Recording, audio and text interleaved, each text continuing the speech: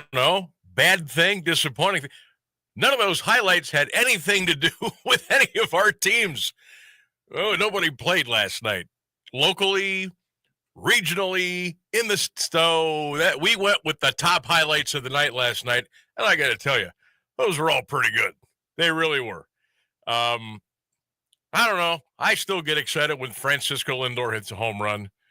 I'll always get excited when Shohei hits one, especially that far. The poor Colorado Rockies, they won their 10th game of the year against 49 losses. So I figure, what the heck, give them a little love today. And, of course, Texas Tech with the softball win last night, and they stopped Oklahoma, who has just been on some kind of an incredible, crazy run in the college softball world as of late, and they are done, and the Red Raiders are moving on. So I thought we had some great highlights last night. Unfortunately, nothing to do with anybody local, but it's radio, so it was good sound. What do you say? Welcome into the Sam Bourquin Show, everybody. What a beautiful day. 80 last time I stepped outside. Beautiful, warm sunshine, just picture perfect. Hope you're enjoying the heck out of your day, and thanks for spending some of it with us here on 1310 WDPN. Sam Bourquin here, Ryan Rainsberg on the other side of the glass. Got a big show for you today. We also got some breaking news. Might as well start it off with that. Breaking news today out of the NBA. Per Sham Charania, the New York Knicks have fired head basketball coach Tom Thibodeau. You heard me correctly. The New York Knicks have fired head coach Tom Thibodeau. Incredible. Out the door. Bye-bye. 2 consecutive 50-win seasons for the first time since the 90s. He got him into the Eastern Conference Finals. Made the playoffs in 4 of his 5 years. Bye-bye. Man, it's a tough world out there. Tom Thibodeau fired as the head basketball coach of the New York Knicks. Now, I don't think he will be unemployed long, but Tibbs, remember, he drives his players pretty hard. So maybe this was, the message is it's getting through, but it's getting a little, you know what I mean? It's like you can only listen to the same voice for so long. And in the NBA, 5 years, nowadays that's a pretty good run. But Tom Thibodeau fired today as the coach of the New York Knicks. Now, who is going to swoop in and pick him up? Who's going to take a shot on Tibbs? I thought he did a hell of a job. I really did. I mean, they got some talent on that team. Karl Anthony Towns, Jalen Brunson. But they weren't littered with all-world NBA players. I thought he did a really good job. Yeah, he probably drove them a little too hard during the regular season. Probably. But you get to the Eastern Conference Finals and you go to a Game 6. I don't know many people that had the Knicks going to the Eastern Conference Finals this year. I don't know of anybody. And they went that far, and now he is out of a job.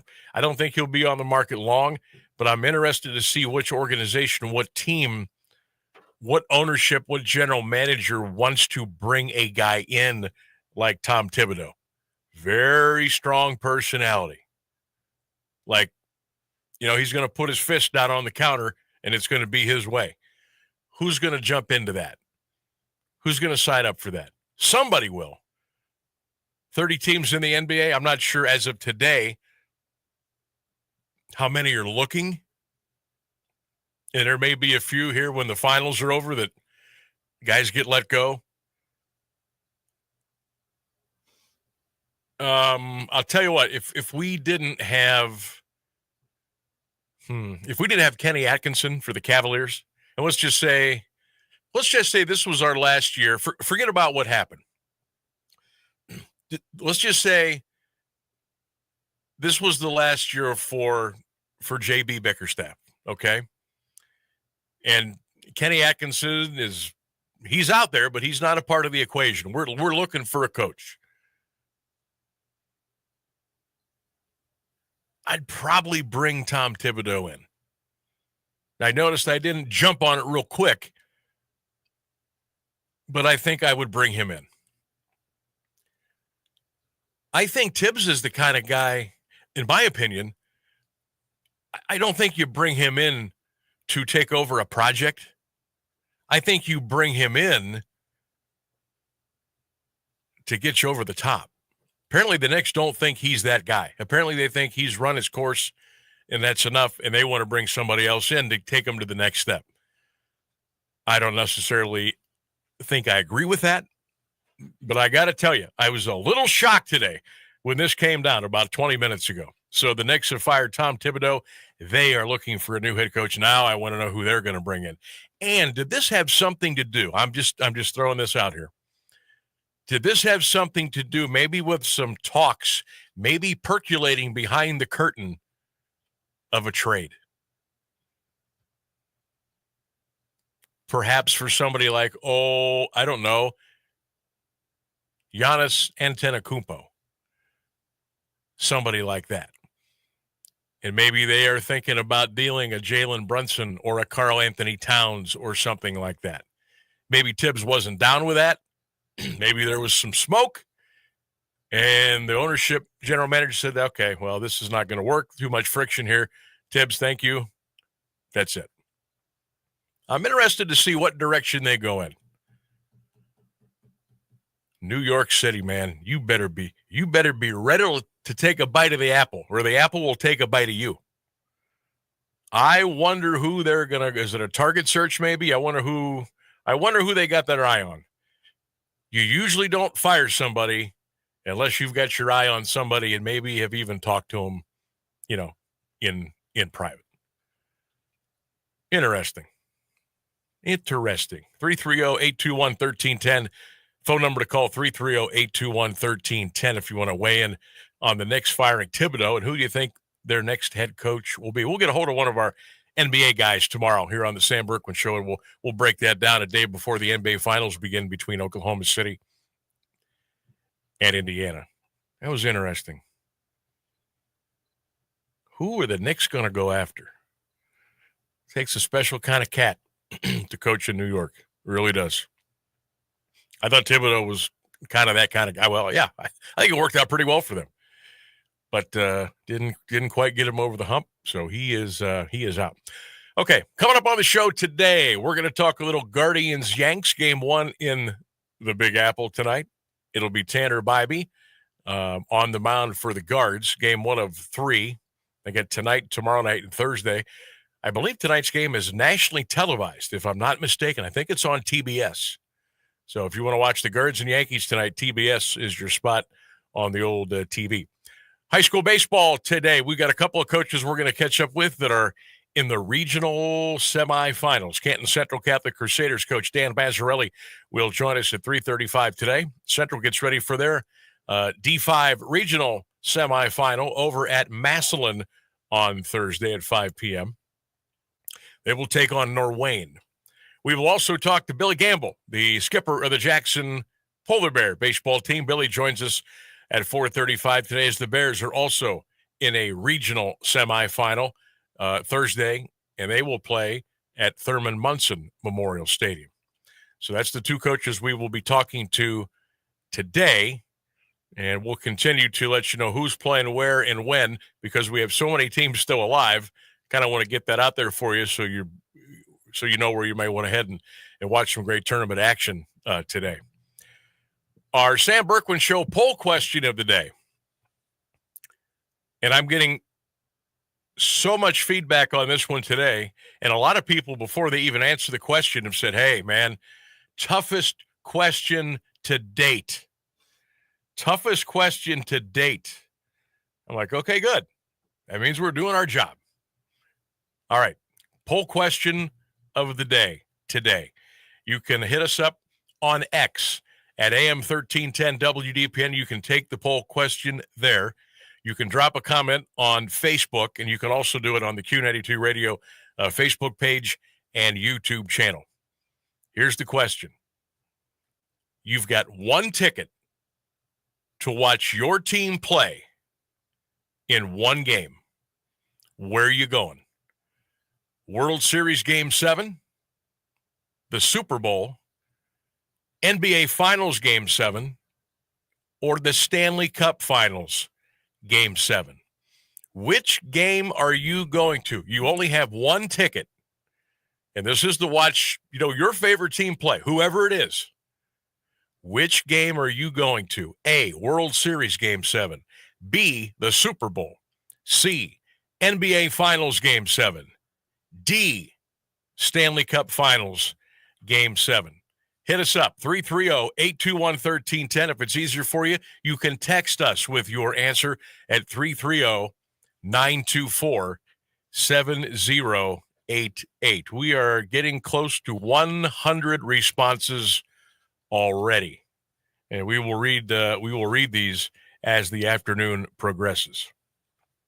Ryan says, toughest one yet.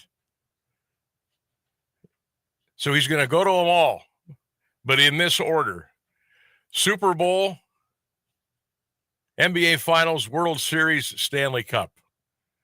Bill says, I'm going to World Series Game 7.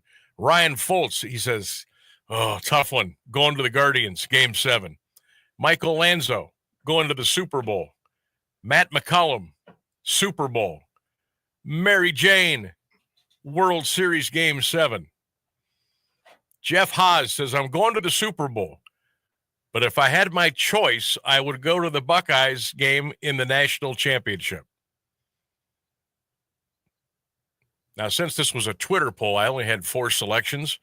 If I had more, I would have put the Buckeyes up there for the Natty, and I also would have put up the Final Four. But I only had 4 spots, so that's what we had to go with. Amy McBride Burkett, Amy, hope you are well. She says World Series Game 7. Diane Kiko, Game 7, World Series. Sean Broom says World Series Game 7. Doug Craddock, B, the Super Bowl in Atlanta, where they don't you on concession prices. You fill in your own blank there. Use your own imagination. Carl Stacy says, if I got one ticket for one game, I'm going to the Super Bowl.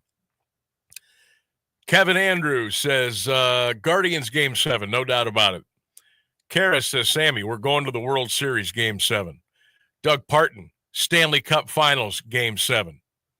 You got one ticket, one game to watch your team. Where are you going to go? Where are you going to go? This is tough. This is tough. A, you want to go to the World Series Game 7? B, Super Bowl? C, NBA Finals Game 7?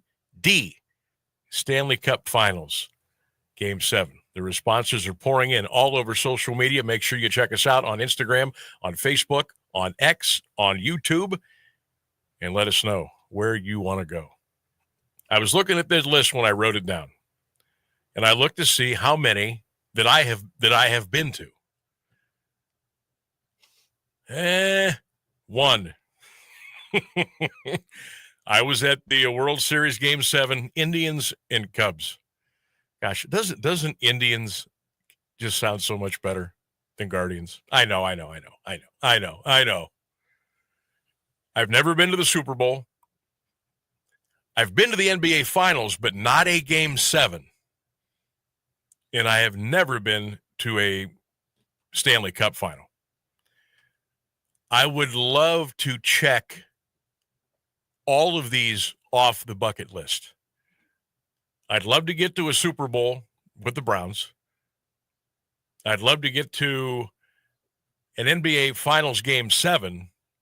I've been to a Game 6. Does that count? Does that count? I was there when Steph threw his mouthpiece and Draymond had a hissy fit. Remember Game 6? We won that. We went back to Oakland and beat their butt. And I really would like to go to a Stanley Cup Finals game. Holy cow. You know what? For me, Stanley, it doesn't even have to be a Game 7, although that would be pretty awesome. But just to go to a Stanley Cup Final game, and I don't even really care. I don't care. Yeah, the Columbus Blue Jackets, that would be fun. But I wouldn't really care what team it was. Just to be in the building, I think would be fantastic. So that's our Sam Bourquin Show poll question of the day. Again, Tom Thibodeau fired as the head coach of the Knicks. We'll check in on the Guardians and the Yankees. Also, a little bit later on today, Shaquille O'Neal's house in Ohio is almost sold. I bet you didn't know he had a house in Ohio. Remember he played for the Cavs for 1 year? Yeah, he had a house. It's on the market, and it's almost sold. We'll tell you what that house looks like. And congratulations to former Green Bulldog and Ohio State Buckeye, Maxwell Moldovan.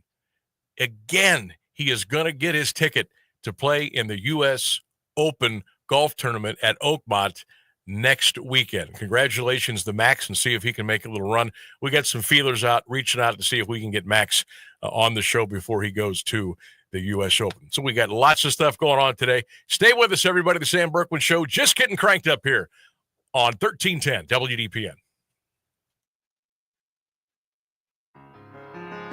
Are you looking to send flowers to someone special? Let DeHoff's Flowers Greenhouse and Landscaping take the hassle out of this beautiful gesture for you. When you order online through national flower dealers, you lose 20 to 30% of your money because it goes to the middleman. Get more bloom for your buck and order from DeHoff's. They'll deliver. It's true, when you skip the middleman, all your money goes towards the flowers, and that makes everyone happy. Well, except the middleman. Locally owned and operated, the experts at DeHoff's have over 61 years of professional knowledge and experience, and they'll be happy to design the perfect arrangement for all the events in your life. So remember, DeHoffs.com, and you'll always get more bloom for your buck. In Alliance on the corner of Beach and Beechwood, you can order by phone too at 330-823-1455. Did you know you can have high cholesterol without any symptoms? High LDL or bad cholesterol can have a big impact on your cardiovascular health, increasing your risk of a heart attack or stroke. Reduce your risk by knowing your LDL cholesterol level and working with your doctor on a treatment plan. Lowering your LDL cholesterol today can help you enjoy a healthier tomorrow. Visit the American Heart Association at heart.org/LDL to learn why lower is better. This is the Sam Bourquin Show on AM 1310 WDPN. We're back at a minute and a half before we get to the bottom of the hour. Don't forget Central Catholic Crusader baseball, our subject, if you will. Coming up at 3:35, we'll talk to Crusaders head baseball coach Dan Massarelli as Central Catholic is back in the regionals again this year. Poll question of the day. You got one ticket to watch your team play. Which game are you going to? You got four choices. A, World Series Game 7. B, the Super Bowl. C, NBA Finals Game 7. D, Stanley Cup Finals Game 7. Mr. Rainsburg, I understand one of our friends from across the hall weighing in on the poll today. Yeah, Christian from Q92 says he voted for the Super Bowl, and he wanted to chime in on the NBA coach, saying the NBA is a players' league. They control what coaches come and go, and just going to the playoffs isn't even enough anymore for many organizations. So, thank you, Christian. Thank you, Christian. You can check out Christian and Lauren in the mornings, 6 a.m. on Q92. Check them out. Check them out on YouTube and Facebook, too. Hey, we're all one big family here. We cross-promote. We talk about each other. That's the way we roll over here in A-Town. All right? Tom Thibodeau, fired by the New York Knicks today. I would not say he is a player's coach. I think he's a little rougher, a little more stern than most. But I don't know. To me, I think the New York Knicks kind of took on his personality a little bit.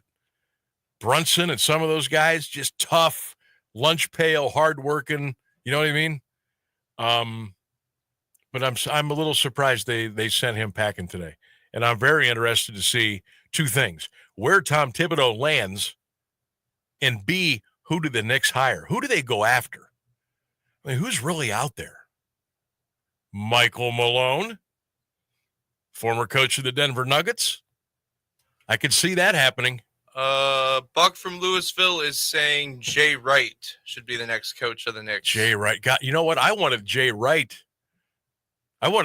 for Ohio State instead of Diebler, but Jay Wright's not coming out of retirement. Good call in there, Buck, though. Yeah, Michael Malone. I bet you it's Mike Malone. I bet you that's who they hire. All right, we'll take a break. News and weather coming up at the bottom of the hour. Stay with us. Canton Central Catholic baseball coach Dan Massarelli coming up here in just a few minutes. Stay with us. The latest news and the current Alliance area weather forecast are up next on AM 1310 WDPN. Good afternoon. It's 3:30. Authorities say a man who injured 12 people in an attack in Boulder, Colorado on demonstrators calling for the release of Israeli hostages in Gaza had planned to kill them all but appeared to have second thoughts. They say Mohammed Solomon, an Egyptian national who has been living in the U.S. illegally, had 18 Molotov cocktails but threw just 2 during Sunday's attack in which he yelled, "Free Palestine." Authorities say the 2 incendiary devices he threw at the weekly demonstration injured more than half of the roughly 20 participants, and that Solomon expressed no regrets about the attack after his arrest. Solomon faces federal hate crime and state attempted murder charges, though more counts could be coming. President Trump has spent the day talking to Republican senators who have expressed opposition to the tax and budget bill that he has supported. It narrowly passed the House, but senators in the GOP either don't like the cuts in the bill or they believe the cuts don't go far enough. More from ABC's Karen Travers at the White House. The president is doing that personal outreach with phone calls and in-person meetings that will continue likely over the next couple of weeks. He has set that July 4th deadline for the Senate to pass this,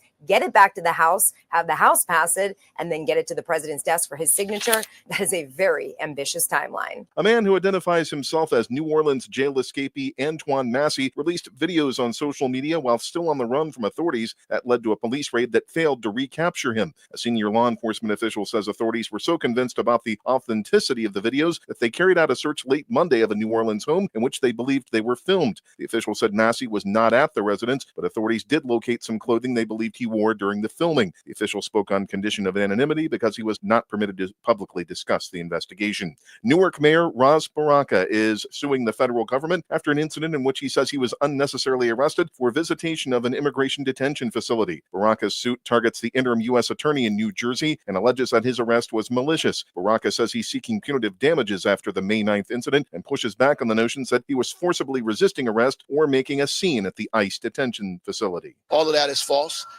If you see the video, it's false. What happened, I think the judge pointed it out in the dismissal hearing, was that they arrested me before they did an investigation. It's 81 degrees in Alliance at 3:32. This is WDPN News. I'm Jeff Mears. Now, the Alliance area weather forecast on AM 1310 WDPN.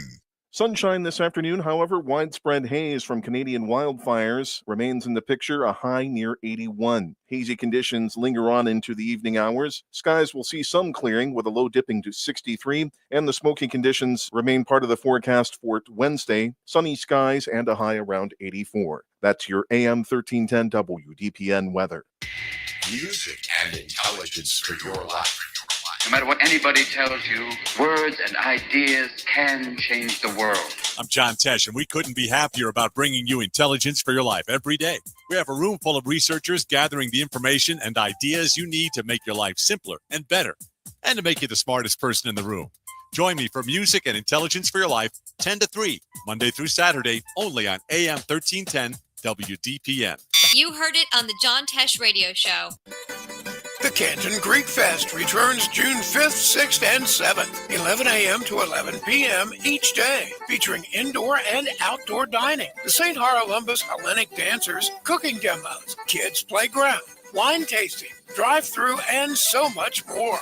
Outdoor dance party on Thursday with DJ Puff. Friday night is Greek night with DJ Vasilios and professional fireworks show on Saturday night. Visit CantonGreekFest.com for all the details, menus, and more. Canton Greek Fest, June 5, 6, and 7 at 251 25th Street Northwest in Canton. This is the Sam Bourquin Show on AM 1310 WDPN. And we're back on the program. 330-821-1310 is the telephone number. You can always text us on the WDPN text line at 330-924-7088. Coming up, Central Catholic baseball coach Dan Massarelli here in just a couple of minutes. So stick around for a little high school baseball talk. Well, I'll tell you what, man, our local baseball teams and softball teams, congratulations. Hoping you keep on rolling. Just a couple more to go. Softball's in the Final Four. Baseball teams are in the regionals. We're going to do a quick shout-out, too, for Lake Center baseball. They're going. Green baseball is going, and I believe Carrollton softball is still going. Don't want to forget about those teams as well. All right. Again, the Sam Bourquin Show.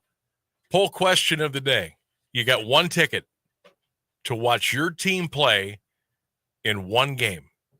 Where are you going? A, World Series Game 7. B, the Super Bowl.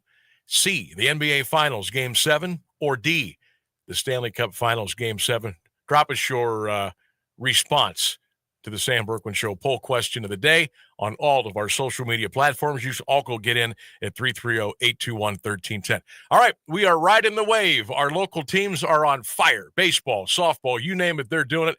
Let's get a little Crusader baseball talk now. The skipper of the Canton Central Catholic Baseball Squad, Dan Massarelli, joining us live from the practice field over there today at CCC. Maz, what's up, buddy? How you doing, Sammy B? I'm good. How's practice going? I hear balls and bats, and it's a beautiful day, man. I'll tell you what, I'd rather be on the practice field right now. It's beautiful outside. It's a hot one today. All right. I'll keep that cooler handy. All right. So you guys, Sam, how's come no tickets? What about tickets for the regional finals? That Ducky Schroeder. Oh, you want that on there? Well, Twitter only gives me 4 choices, so get rid of the NBA. Well, hey, well, all right, I'm going to ask you the question before we go any further. You got one ticket to one game. Where are you going? World Series, Super Bowl, Finals, or Stanley Cup? World Series? Omaha. You're going to the College World Series? Oh, yeah. I've never been there. Have you been there before? College. No. No, I haven't either. Beautiful new stadium, too, man. They used to play at this place that was called Rosenblatt Stadium. They built this brand new, oh, my gosh, it just looks so good on TV. But, yeah, I've never been there. That's another thing on the bucket list I want to figure out. So we got to hurry up and hit that bucket list, don't we? I know. Time's ticking, brother. Time is ticking. Don't remind me. All right. So CCC baseball, 18-5. You're going to go up against Norway, and we'll talk about that here in a couple of minutes. But you guys are on fire on the mound the last couple of games. What's been working for the Crusader pitching staff? Just pounding the zone, not trying to be fancy and trying to strike everyone out.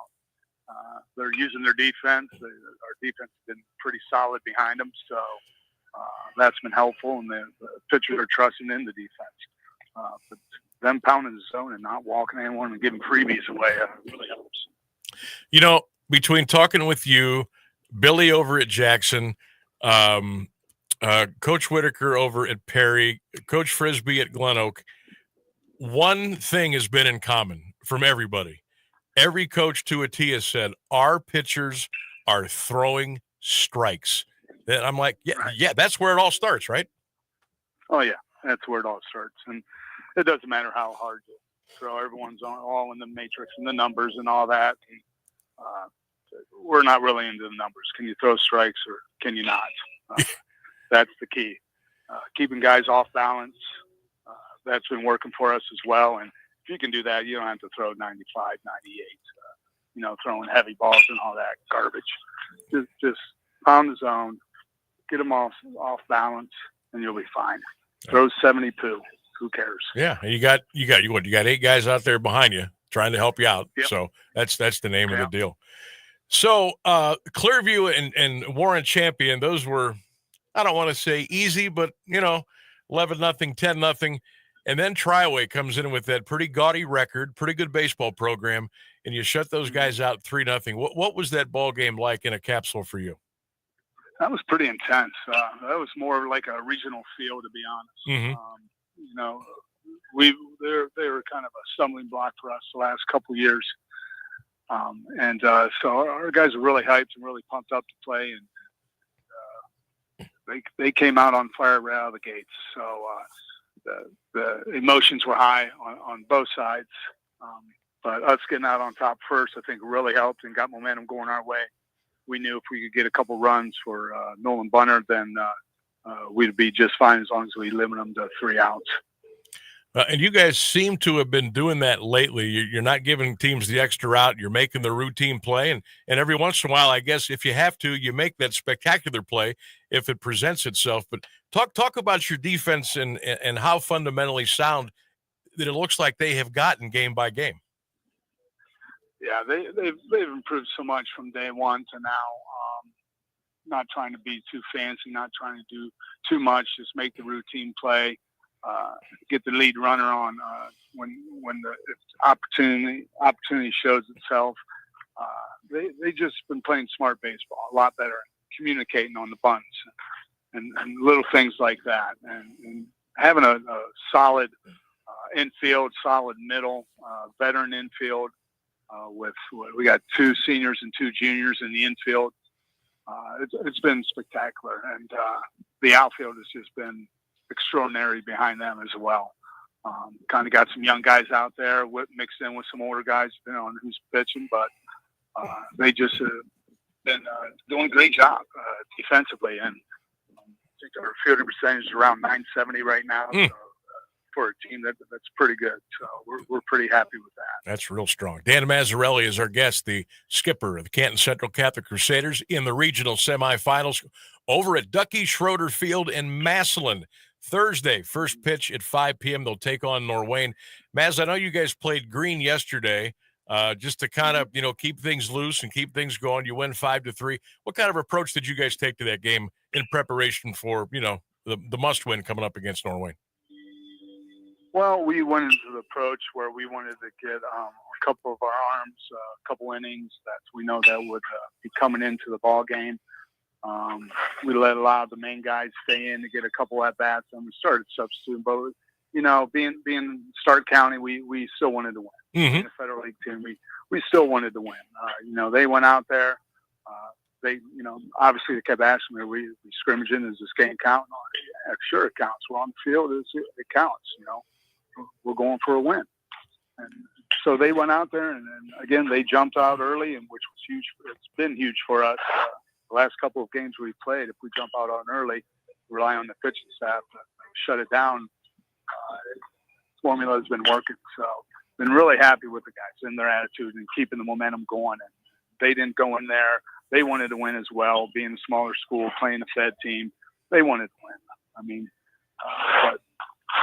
so it was a good atmosphere. It was exciting. It was good to play a solid team, and I wish Green the best of luck, as well as the other Stark County teams, Jackson and Glen Oak. Is there anyone else? I don't even know. Jackson, Glen Oak, Green, Central. I think there's one more. And it's right up Glen Oak, Jackson.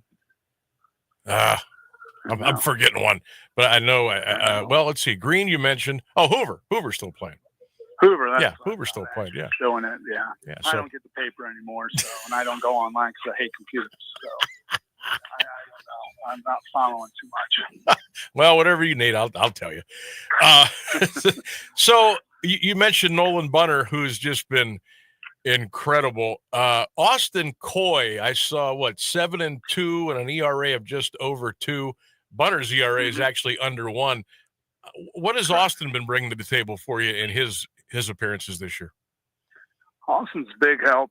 What he's been doing is not walking as many batters as he has in the past. He's no more free trips. He's pounding his own in and relying on that defense. Being a veteran, he's been pitching on the staff since he was a sophomore, and he grew up. And I think he's getting smart. And when he first came up, because he has a pretty live arm, and he's not trying to strike everyone out anymore. Now he's trying to finesse it. Command of 3 pitches, and that's what's made Austin Coy a much better pitcher than when he was younger.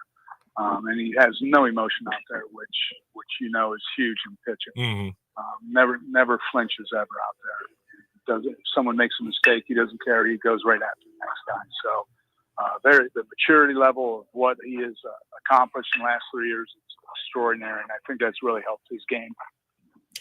Maz, do you guys have a player or two that, I don't know, it's tough in high school baseball situational wise, but if you need a long ball, or you need somebody to drive one into the gap and get a couple of runners home, who has like power like numbers for you this year?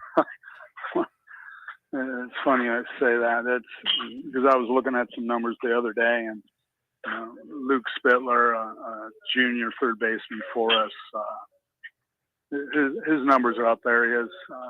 He got like 4 or 5 home runs, doesn't he? Triples, 5. Yeah, he had one last night. Okay. Again. His 5 home runs. His OPS is like 1.4. Hitting around 3, I think 380, 390, somewhere around there. But he's second on the team in RBIs. Mm-hmm. Then you go to Nick Hilton, who's our senior catcher. He leads the team in RBIs. He's probably the 10 higher than the guy in second. So it seems like they've been the clutch players to drive in those certain runs.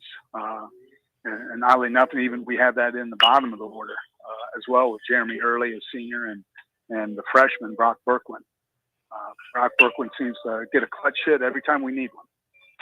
Whether it's one clutch hit or 2, he always makes sure he gets one in a game. So he can go 1 for 3, but that one's going to be huge for us. So he's been a pleasant surprise for us as a freshman coming in with the senior group that we have this year, and been very happy with him. So it's been the hitting's been phenomenal this year with us, because 1 through 9 they all stepped up. At the top of the order, struggling, bottom of the order picks it up, and vice versa. So that's been huge. And as well as I did, the 3 and 4 hitter, they have their lead team in the RBIs. If it's not for those first 2 guys to get on, then what do you got? So yeah. So that's been huge for us. And Jeremy Early, who I talked about earlier, he's our, as Coach Miller always said, our second leadoff in a 9-hole. Mm-hmm. So him getting on, and then you have the top 2 with Vlasky and Minnie. Then you back it up with those 3-4 hitters. It's been big. So with those 3 getting on, it's been huge for us. Maz, you've been a part of this for a while, whether playing in the program, coaching, and now being the manager, the head guy in charge. And with the way the hitting seems to have come around, are you still aggressive as you've always been, though, trying to steal a base or do a little hit and run or stuff like that? Or have you backed off that a little bit? We went into this year, we didn't know what we were going to have, because we did lose some players, and we kept saying we got to bunt. We got to start playing small ball and bunt a little bit more. And it just seems like we never have the opportunity to bunt. Pretty much when this year going in, we were going to do it a lot, and now we look back and we never had to. The situation didn't dictate it. Mm-hmm. Whether it was a leadoff double all the time, and early in the game, and I hate bunting early in the game. We just haven't had to do the small ball stuff, and the running, same thing. It's just been an odd year, because usually we get close to 100 stolen bases a year, and we're about at 75 right now. But it's scattered. I mean, we don't have any guys with double digits in the stolen base column, but all of them have around 7, 8, 9 stolen bases, 1 through 9. But it's just been sporadic. It's odd, because I like to move them and be aggressive, but they kind of do it on. And what they're doing great, sandwich. It's a lot of people don't teach it, is the dirt balls. Oh yeah. They read that dirt and read the angle of the ball, and as soon as they see it down, they're going. Yeah. They're not hesitating. It's probably one of the better teams I've ever had to do that. And so that kind of eliminates that stolen base then too. So yeah, me, I like to run a lot. I know. They but sometimes, yeah, position all on their own. Well, that's it looks like it's all kind of coming together for you at the most opportune time. Central Catholic baseball coach Dan Massarelli, our guest here on 1310 WDPN. One more, let you roll. Let's see here. I think 21-8 in Norway. I think that's the record. You'll play them over at Massillon on Thursday. Norway and Bobcat baseball. What do they present as far as a problem or two for you guys? I have not had a chance really to look at the scouting report. Usually on Sundays, I like to be me time. And then Monday we played Green and started getting some scouting reports on them. And that's tonight's job, is to gather all the scouting reports together and kind of take a look. So I honestly don't know. To be honest, what they have returning, I know they do have the pitcher that beat us last year. 8 to 7 in 8 innings. I believe he's returning. I know he pitched Saturday, so I don't know if he'll pitch tomorrow or not. But that's really the only guy I know that's returned. But, the record speaks for themselves. Obviously, they're in the regional, so they're doing something right. So Sure. they're hot. We're hot.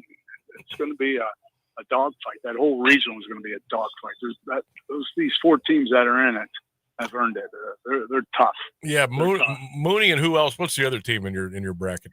Wayndale. Oh God, yeah, that's right. They're good too. Well, this is going to be something. Actually, first pitch tomorrow, 5:00, right? Or Thursday? First pitch. No, it is Wednesday. It is Wednesday. The championship is Thursday. There's no more day off. Okay. In D5, so it goes Wednesday, Thursday. Wednesday, Thursday. Bang, banger. All right, my man. Well, hey, have a good rest of your practice. Good luck in preparation, and best of luck tomorrow. We'll be pulling for you. I appreciate it, Sammy, and thanks for having me on. Anytime. There he goes. Dan Massarelli, head coach of the Central Catholic baseball team.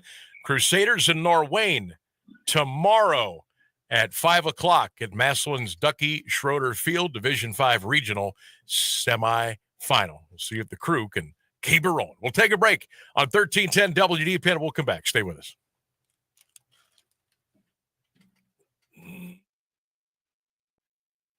Must be the love, yeah, must be the love right now. There's so much to love in Ohio because the heart-shaped state is the heart of adventure with 76 free state parks, amusement parks, ballparks, and more. The heart of opportunity with great jobs and a low cost of living. Ohio is the heart of it all. Follow your heart at ohio.org. Sponsored by Tourism Ohio and aired by this station.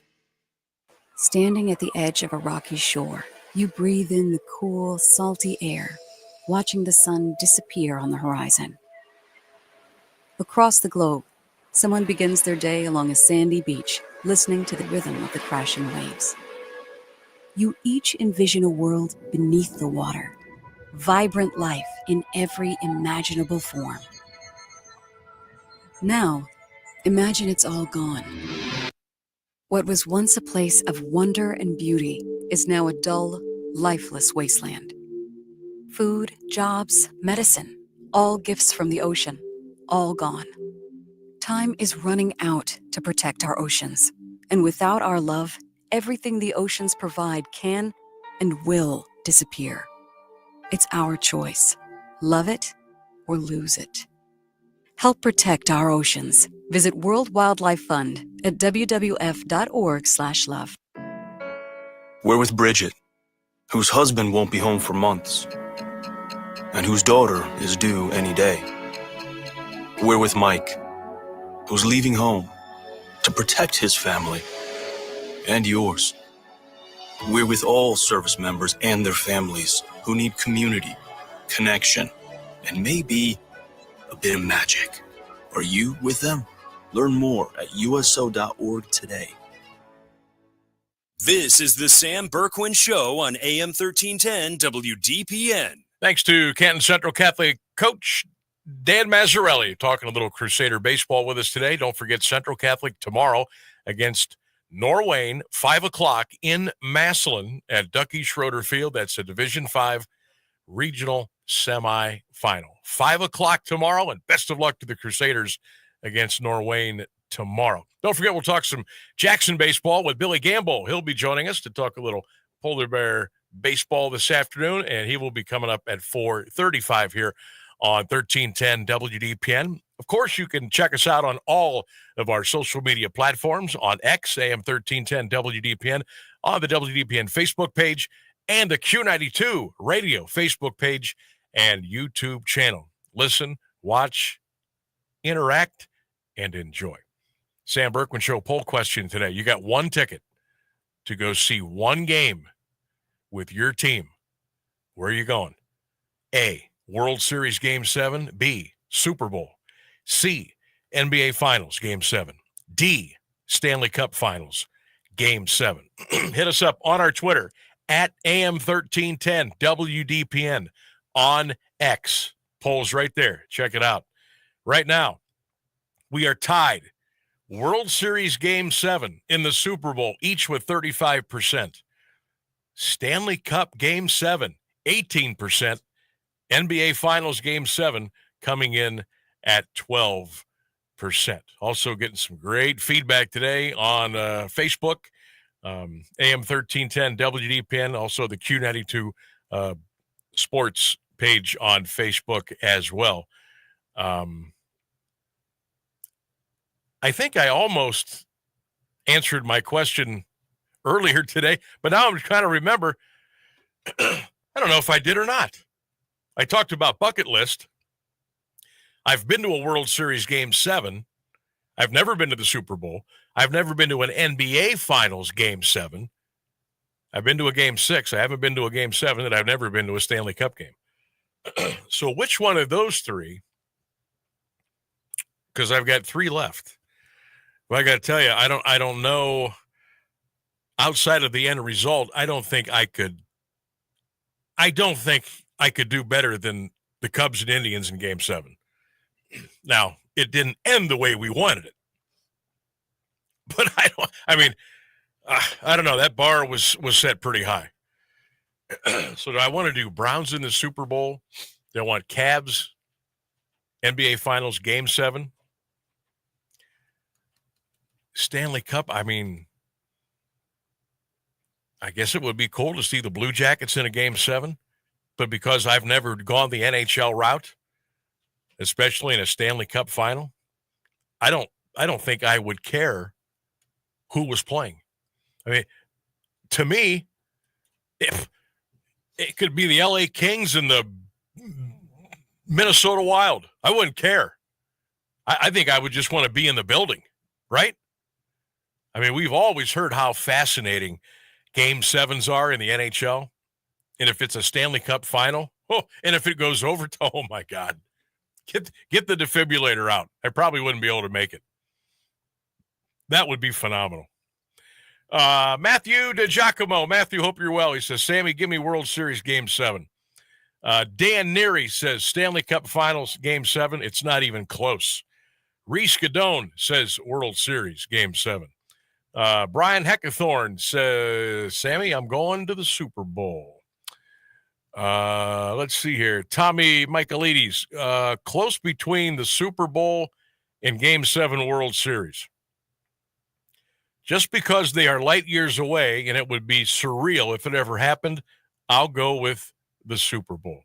Mark Taylor says World Series Game 7 all day long. Lisa says, unless Game 7 of the NBA Finals is the Cavs and at home. One more here. Diana Snyder says World Series Game 7. Keep those coming in. Again, our Sam Bourquin Show poll question of the day. You got one ticket. You got one game. Where are you going? World Series Game 7, Super Bowl, NBA Finals Game 7, Stanley Cup Finals Game 7. Boy, the responses are just pouring in. I can barely keep up with these. But that's kind of where we're at there. Also, I want to congratulate Maxwell Moldovan. Again, he is going to be, he got his ticket to play in the U.S. Open Golf Tournament at Oakmont, not this weekend, but the following weekend. Congratulations to Max. I think this is the 4th year in a row he has qualified for the U.S. Open. So we're gonna reach out and see if we can get Max on our show before the U.S. Open next weekend. I think Max is like 23 years old, 24 maybe. Holy smokes, the future is bright. The future is bright for Max. I can see it here. I can see it here pretty soon. He's going to get a big tournament. I'm not saying major yet. Who knows? That could happen. He can play. But I don't think we're too much further away from him getting a tournament. Getting a pretty good tournament on the PGA Tour. I think that gives us a lot to look forward to. All right, the Guardians and Yankees coming up tonight, game 1 of that series. Rodon and Bybee, the pitching matchup at Yankee Stadium. First pitch coming up at 7:05. A little bit later on today, this day in sports history, and we got some other goodies to pass along as well. But we must get you to the top of the hour. It's the news, it's the weather. It's next on AM 1310 WDPN. An Alliance tradition for over half a century. You can always count on WDPN Alliance. ABC News, I'm Michelle Franzen. The White House says President Trump will sign an executive order raising tariffs on European steel and aluminum from 25 to 50%. And the clock is ticking on the president's 90-day pause for reciprocal tariffs. The White House is urging trade partners to send their best offer on a deal by Wednesday. Press Secretary Caroline Leavitt on outreach by the U.S. Trade Representative. USTR sent this letter to all of our trading partners just to give them a friendly reminder that the deadline is coming up. And they are in talks. Asked whether the president isn't satisfied with the pace of negotiations, Leavitt said they plan to announce deals, quote, very, very soon, but had no details. ABC's Karen Travers. Homeland Security says the wife and children of the suspect in the Boulder flamethrower attack at a Jewish rally has been taken into custody and being prepared to be deported. Mohammed Solomon was charged with 16 counts of attempted murder and a federal hate crime charge. This is ABC News. It's Macy's Friends and Family Sale, which means if you're shopping for summer, you can get insider deals on our best brands, even ones that aren't usually on sale, like an extra 30% off Hugo Boss, Calvin Klein, Levi's, and more. Plus, get 15% off beauty and fragrance. And with Father's Day just around the corner on June 15th, it's a great time to shop for Dad. Stop by Macy's today and walk out with the perfect gift. Don't miss Friends and Family. Going on now, only at Macy's. Savings off regular and already reduced prices. Exclusions apply. This is the story of the one. As a lineman, he does whatever it takes to keep the power on in his community. And he wants a partner like Grainger who does the same. Grainger offers the professional-grade products he needs, from voltage detectors to harnesses to hard hats, plus fast, dependable delivery, so he can rise to every challenge. Call 1-800-GRAINGER, click Grainger.com, or just stop by. Grainger, for the ones who get it done. Now, the latest Alliance area news from Jeff Mears on AM 1310 WDPN. Good afternoon. It's 4:02. The State Fire Marshal's Office is investigating the cause of a blaze that destroyed a Lexington Township home. Firefighters were called to the 16,000th block of Greenbauer Street Northeast shortly after 8:30 Monday night. The house was fully involved. The resident was outside. Crews from Alliance, Atwater, Deerfield, Marlborough Township, Sebring, and Washington Township assisted at the scene. One person was taken to Alliance Community Hospital. Their condition was not available. Oral arguments are slated tomorrow in a case involving a dispute over the amount of property taxes owned by the owner of the Rover Pipeline. They will be heard by the Ohio Supreme Court. Energy Transfer appealed to the court after the Ohio Department of Taxation rejected their previous appeal. The agency says the appeal denies local taxing districts the full amount of taxes that are due to them. Energy Transfer wants to reduce the pipeline's taxable value from $3.5 billion to about $1.8 billion. It says high rainfall caused delays, which led construction costs to go $2 billion over budget. The pipeline crosses 18 Ohio counties, including Stark, Carroll, Harrison, and Tuscarawas. It transports natural gas to distribution facilities in Ohio, the Midwest, and Canada.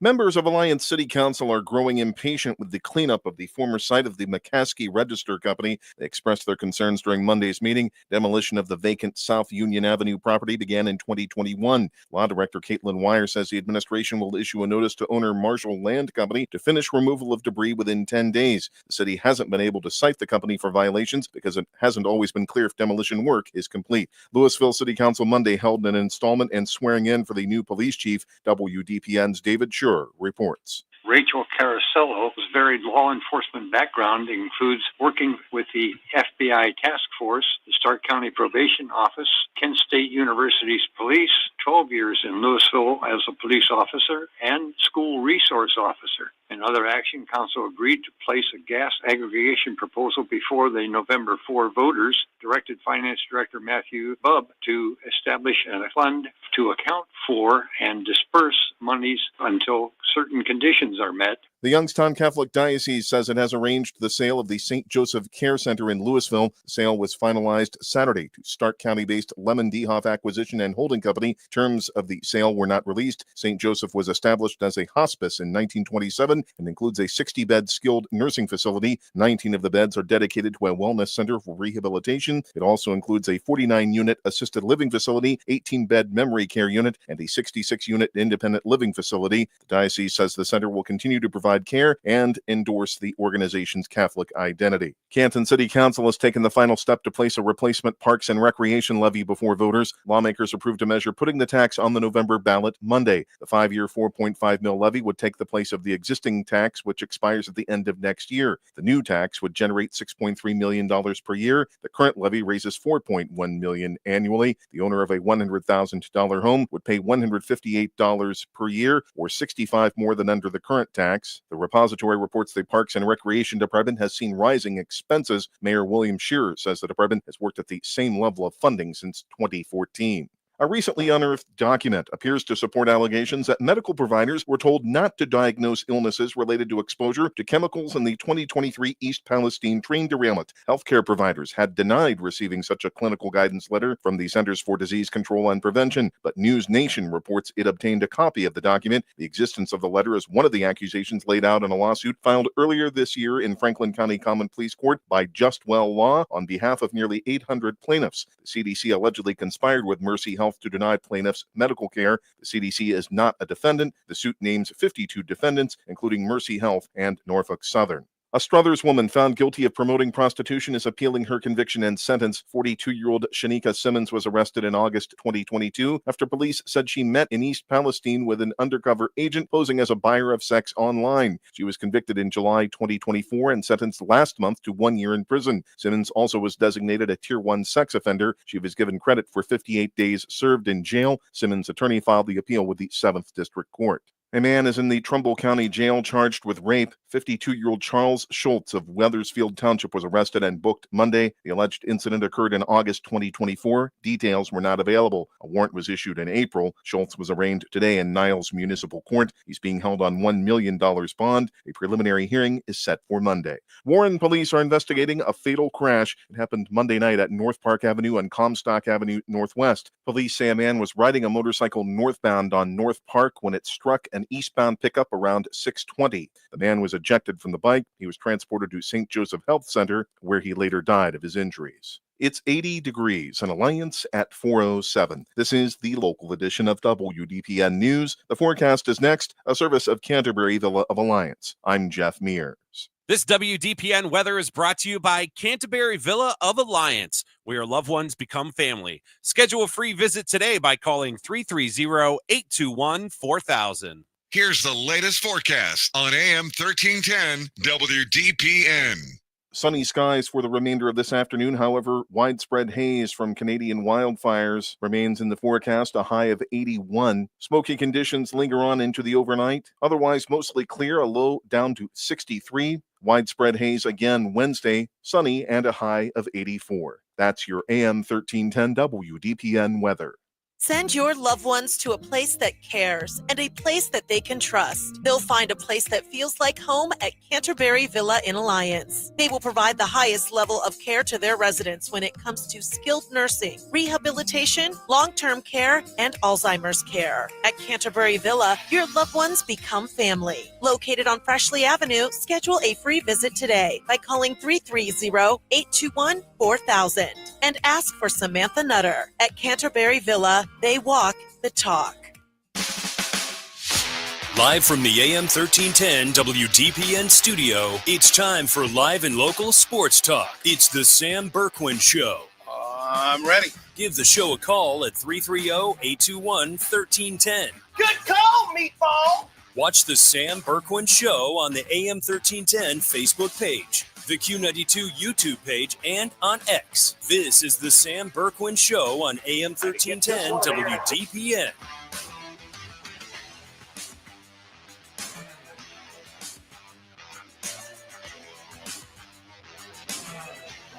And he gets this one in the air to deep right field. Teoscar Hernandez goes back, takes a look, and it's out of here. for the 6th time this year, Francisco Lindor has led off a game with a home run. In second, 2 runs in, nobody out. Mike swings and sends a drive out to left center field. Yeah, baby! Get that one up over the monster. Wow! Oh, baby! How much fun is he to watch? Dodgers on the board on Ohtani's 23rd home run. One on the first. Ball game over. Streak over. Rockies win it 6-4. Oren's first pitch swinging into right. Barker loads up. Davis to the plate. Save!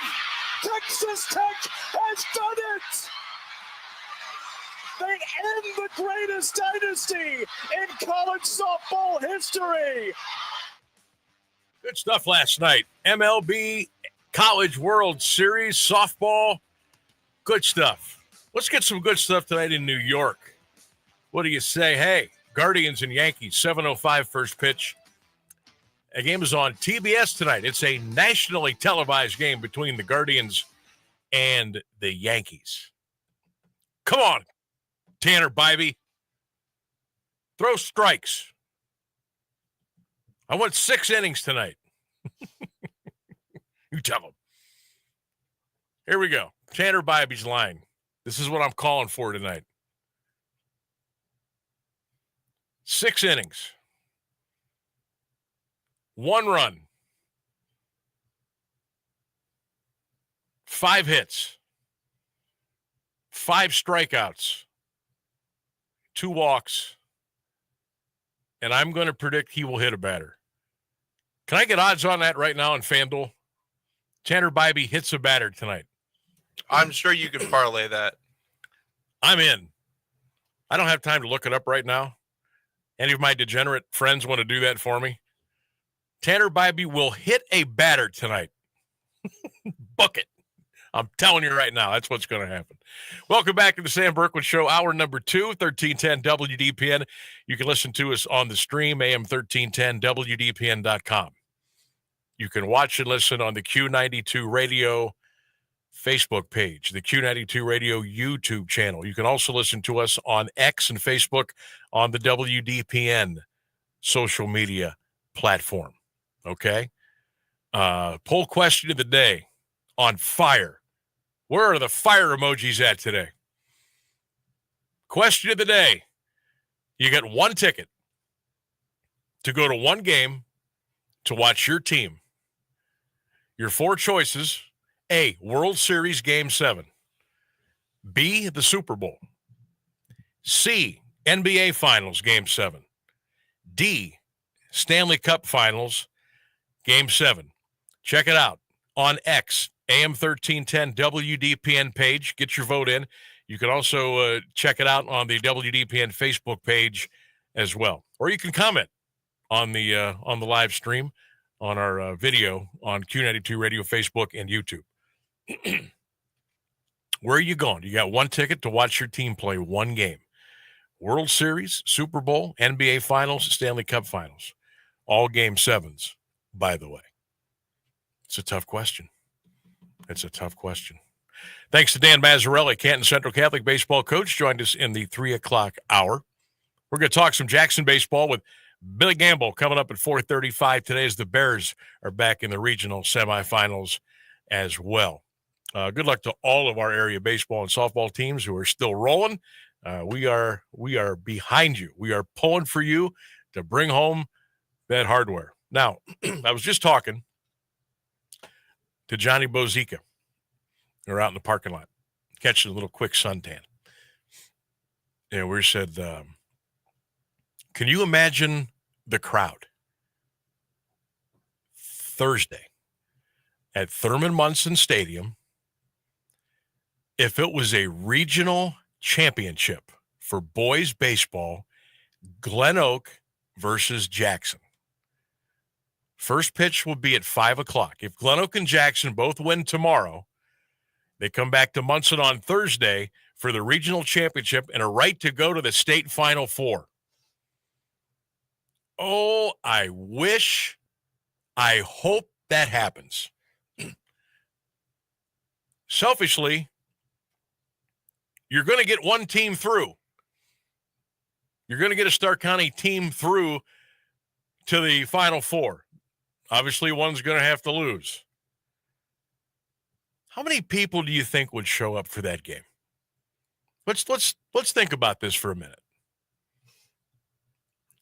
Glen Oak, tremendous baseball tradition. Jackson, incredible baseball tradition. They both have multiple state championships in Division I baseball.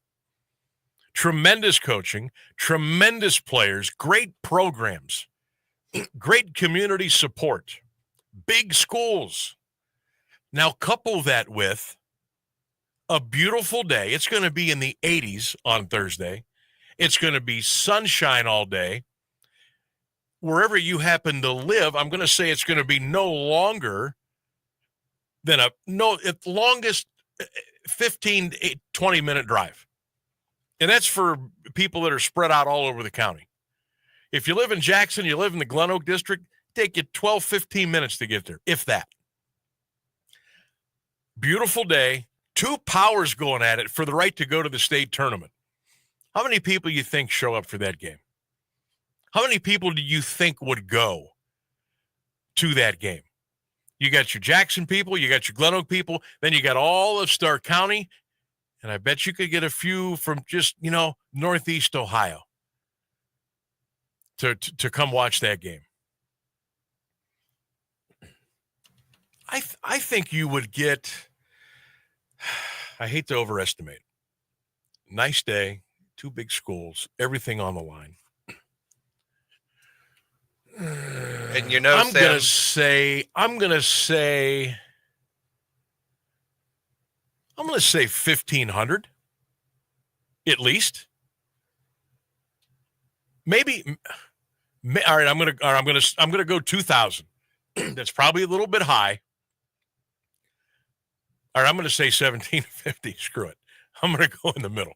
I think that game draws 1,750, maybe a few more. What do you think? What do you think the interest level would be there for those 2 teams for the right to go to the Final Four? I think it would be fantastic, and it's going to be close to home at an incredible facility. Are you kidding me? Oh my gosh, let's do the show there. Can we do the show there Thursday? I bet you we could. We could set up, go on the air at 3, and just keep doing the show 3 till 6. I could drop some updates in during the game, right? Yeah. What do you think, Rainsburg? You in? That's fine by me. If you can sell it, I'll do it. Well, I'm here. I have on good authority that there's a pretty good chance if those excuse me, damn sinuses. If you could get those 2 teams to both win tomorrow, I have it on pretty good authority. You might be able to catch that game on Q92radiosports.com. Okay. Yeah, that sounds about right. But that's the beauty of it. See? We'll already be there. We could carry the game live on Q92radiosports.com, and then I could do the show here on the AM. And we could just kind of, you know what I mean? I think that would be fantastic. What a day for us. Yeah. What a day for our building. Absolutely. Who do I talk to? Jimmy Hilton. If you're out there listening, get a hold of me. I think that would be fantastic. I'm gonna ask the boss. I'm gonna ask the boss and see what he says. I'll even let's see. You would be back here. I would just take the regular game broadcasting equipment, right? And do my show. You would need a camera, but oh, yeah. That's right. Mm-hmm. There would be some setup involved. How much more of a setup for that than I do for Mount Union basketball? I think mostly just the camera. Just the camera? Yeah. Now, is it that much more difficult? Not really.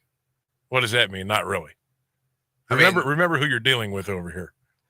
I'm a 5th grader. You would do the same thing you always do when you join a StreamYard stream. Okay.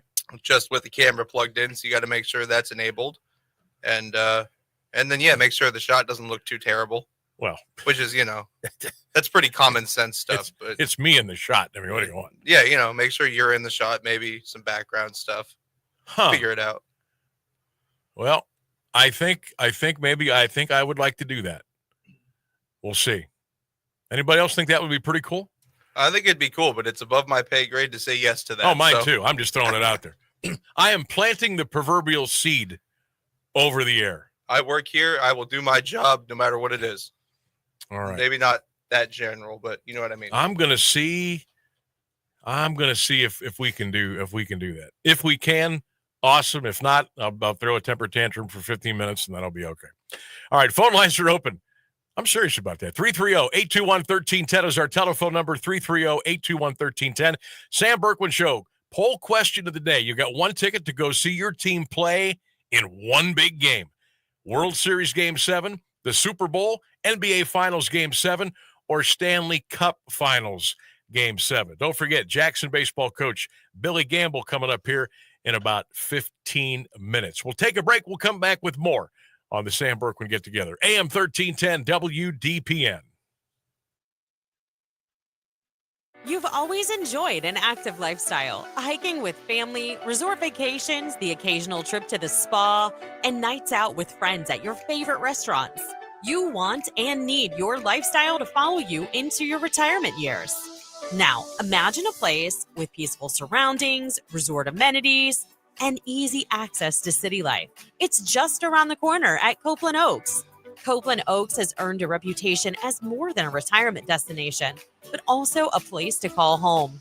An independent consultant for senior living rated Copeland Oaks with a perfect score, and it's easy to see why.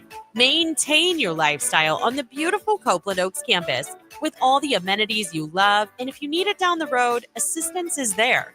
Keep living your life to its fullest at Copeland Oaks, your all-inclusive senior living resort. Visit CopelandOaks.com for more information. That's CopelandOaks.com. Possibilities are all around us. Everywhere we look, we see opportunity in unexpected places. And when we share our knowledge, vision, and connections, we turn great ideas into action in communities all around the world that we call home. Like transforming an old bus to feed hungry children, or providing life-saving equipment to those who need it most. From fighting disease to rebuilding schools, together we can make real change happen. We're Rotary. We are people of action. Get involved today at rotary.org/action. This place has a pulse. You hear it in the canopy, feel it in the ground. Life, fully illuminated, engulfs you.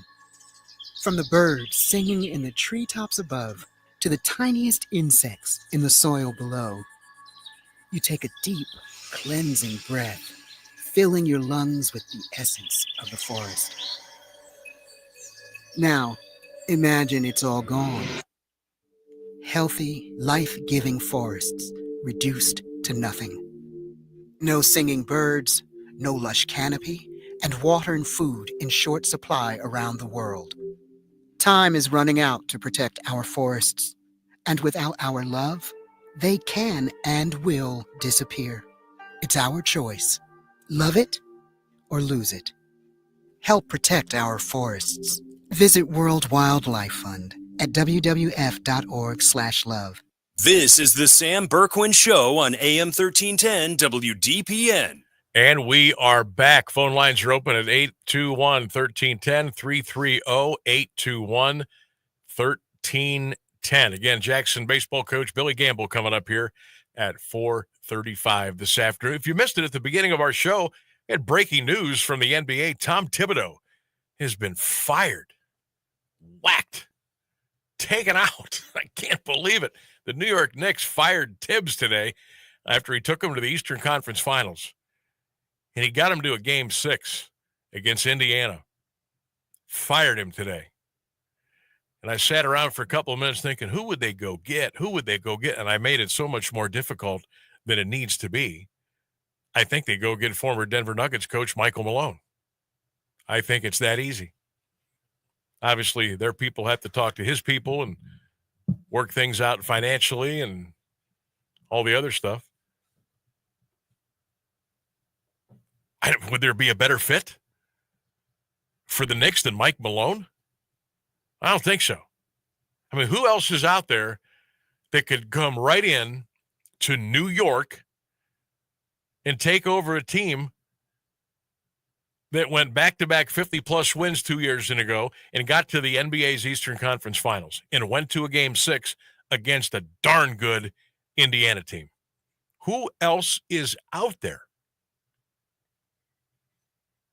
Off the top of my head, it all circles back to Michael Malone. I think he's going to be the guy. And if it's not him, I would be shocked, whoever it is.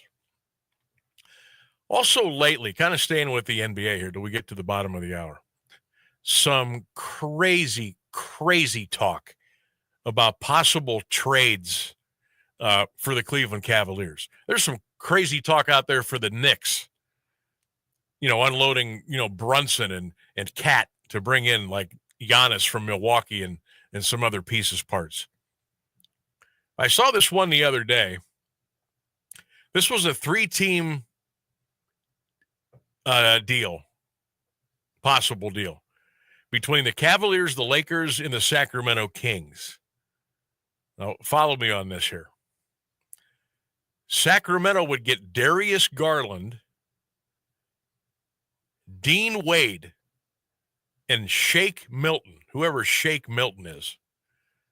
The Lakers would get Jarrett Allen, Max Strus, and Craig Porter Jr. The Cavaliers would get Domantas Sabonis, Rui Hachimura, and Austin Reeves.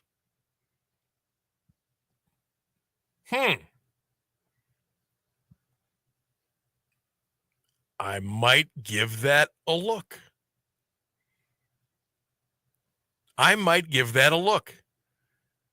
So the Cavs trade Darius Garland, Dean Wade to the Kings. We trade Jarrett Allen, Craig Porter Jr., and Max Strus to the Lakers.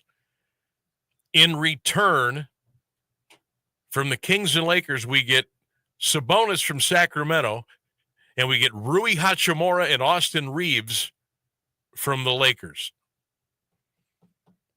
I might do that. So we're getting rid of 1, 2. We'd be trading 5 guys and getting 3 back. We'd be getting rid of Garland, Wade, Allen, Strus, and Craig Porter Jr. I don't know.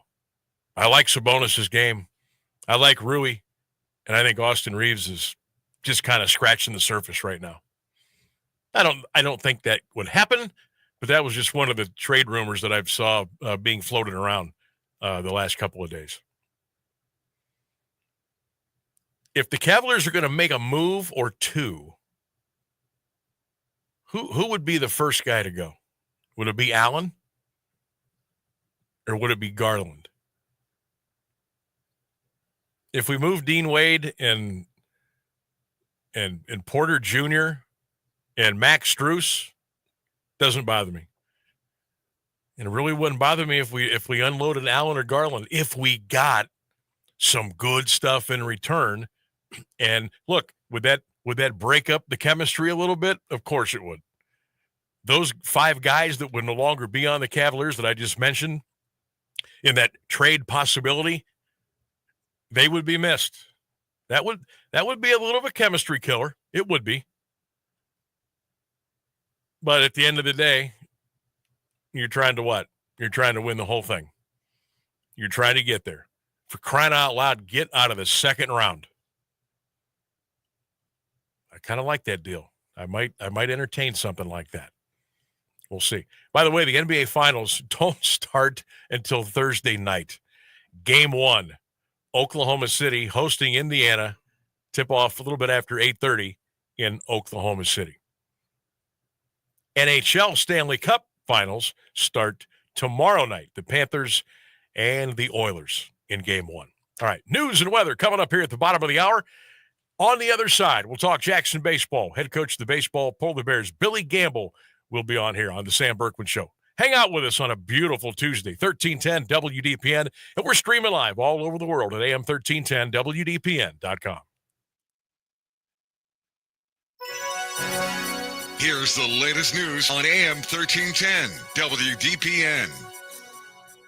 Good afternoon. It's 4:30. President Trump has spent today talking to Republican senators who have expressed opposition to the sweeping tax and budget bill that he has backed. It narrowly passed the House, but senators in the president's own party either don't like the cuts in the bill or they believe the cuts don't go far enough. More from ABC's Karen Travers at the White House. They all have different reasons for what they don't like about the version that the House has passed. You have people like Rand Paul and Ron Johnson who are calling for deeper cuts from what the House sent over to the Senate. And then you have Josh Hawley, who is opposed to some of those deep cuts to things like Medicaid. So it's a very fine line that John Thune, as the Senate Majority Leader, is trying to walk here to make sure he can keep all the Republicans on board. Palestinian health officials and witnesses say 27 people were killed when Israeli forces opened fire as people headed toward an aid distribution site. It was the third such shooting in 3 days. The army says it opened fire near a few individual suspects who left the designated route, approached its forces, and ignored warning shots today. The near daily shootings have come after an Israeli and U.S.-backed foundation established aid distribution points inside Israeli military zones. It says the system is designed to circumvent Hamas. The United Nations has rejected the new system. The UN says it doesn't address Gaza's mounting hunger crisis and allows Israel to use aid as a weapon. President Trump's higher tariffs on steel and aluminum imports, pushing them to 50%, are scheduled to take effect tomorrow. ABC News senior political correspondent Rachel Scott says this comes as the White House is trying to work out trade deals with countries around the world. The Trump administration is showing no signs of backing off of these steep and sweeping tariffs, even amid all of these court challenges, arguing that it is disrupting ongoing negotiations. So about 60 days into this trade war now, the U.S. has only announced a deal with one country, the UK. A former hotel security guard has testified that Sean Diddy Combs feared his iconic career would be ruined if the public ever saw a video of him beating his girlfriend in 2016. The security guard testified today at Combs' federal sex trafficking and racketeering trial. Eddie Garcia told a federal court jury that Combs repeatedly made the comment as he was attempting to buy what he hoped was the only copy of the video. Prosecutors say Combs' persistent efforts to hush up the episode fit into allegations he used threats and his fortune and fame to get what he wanted. Combs has pleaded not guilty. It's 80 degrees in Alliance at 4:32. This is WDPN News. I'm Jeff Mears. Here's the Alliance Area Weather Forecast on AM 1310 WDPN. Widespread haze from Canadian wildfires throughout this afternoon, otherwise sunny skies with a high near 81. Hazy conditions continue into the evening hours. You'll see some clearing of skies and a low of 63. Smoky conditions are expected again Wednesday, otherwise sunny and a high near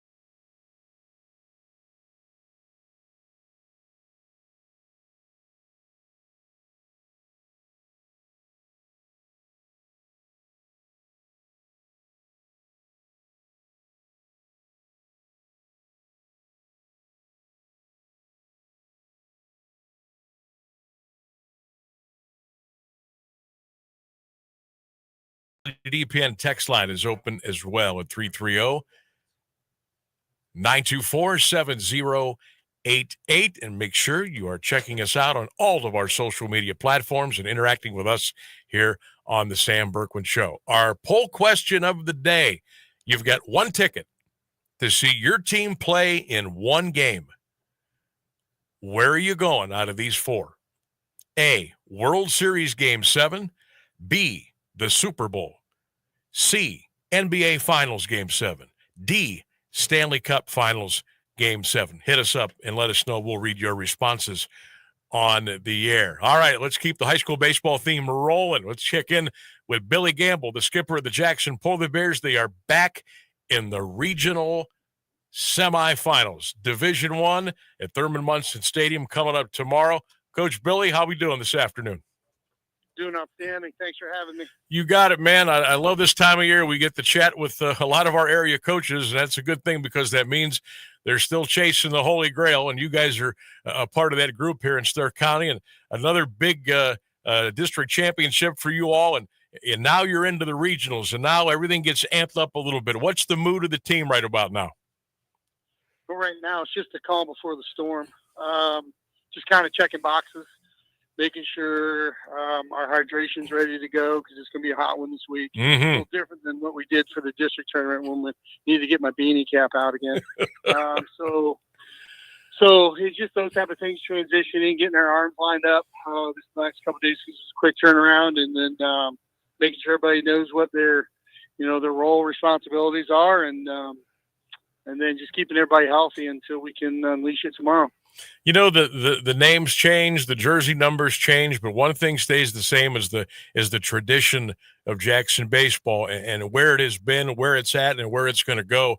And I know this is obviously a super big stage for everybody at this point, and I'm not saying it's, hey, we've been here before, but you've got to have almost maybe a little bit of a calm around you, the program, the team getting ready, because this is kind of where you expect to be every year. Well, it's a double edge because this sport's so humbling, especially in a seven inning sprint type baseball game where it's a single game elimination. So you appreciate every win and you prepare like it's your last. So for us, it's really the whole goal is we're not looking at it holistically right now. All we do each week is get up and we try to be 1-0. And tomorrow's the same plan. Like we're going to try to go out there and do what we do. We're going to pound the strike zone, play defense, and get off the field as fast as we can, right? And then go out there and try and catch the barrels, run fast, turn left, and then if we get a couple crooked numbers, man, get a little momentum. That'd be amazing. Yeah, always key, especially this time of the year, Billy, to get up on top, to say, hey, we're here. You got to come after us now. You come in 27-3, pitching well, hitting well, fielding well, stealing bases, doing all the important things. Does this team at this point, this late, do they still have another level yet? I think so. And I say that in maybe, that's the eternal coach in me saying it, like what, and we say it all the time here, like we're not chasing perfection by any stretch of the mean. We're just chasing our standard.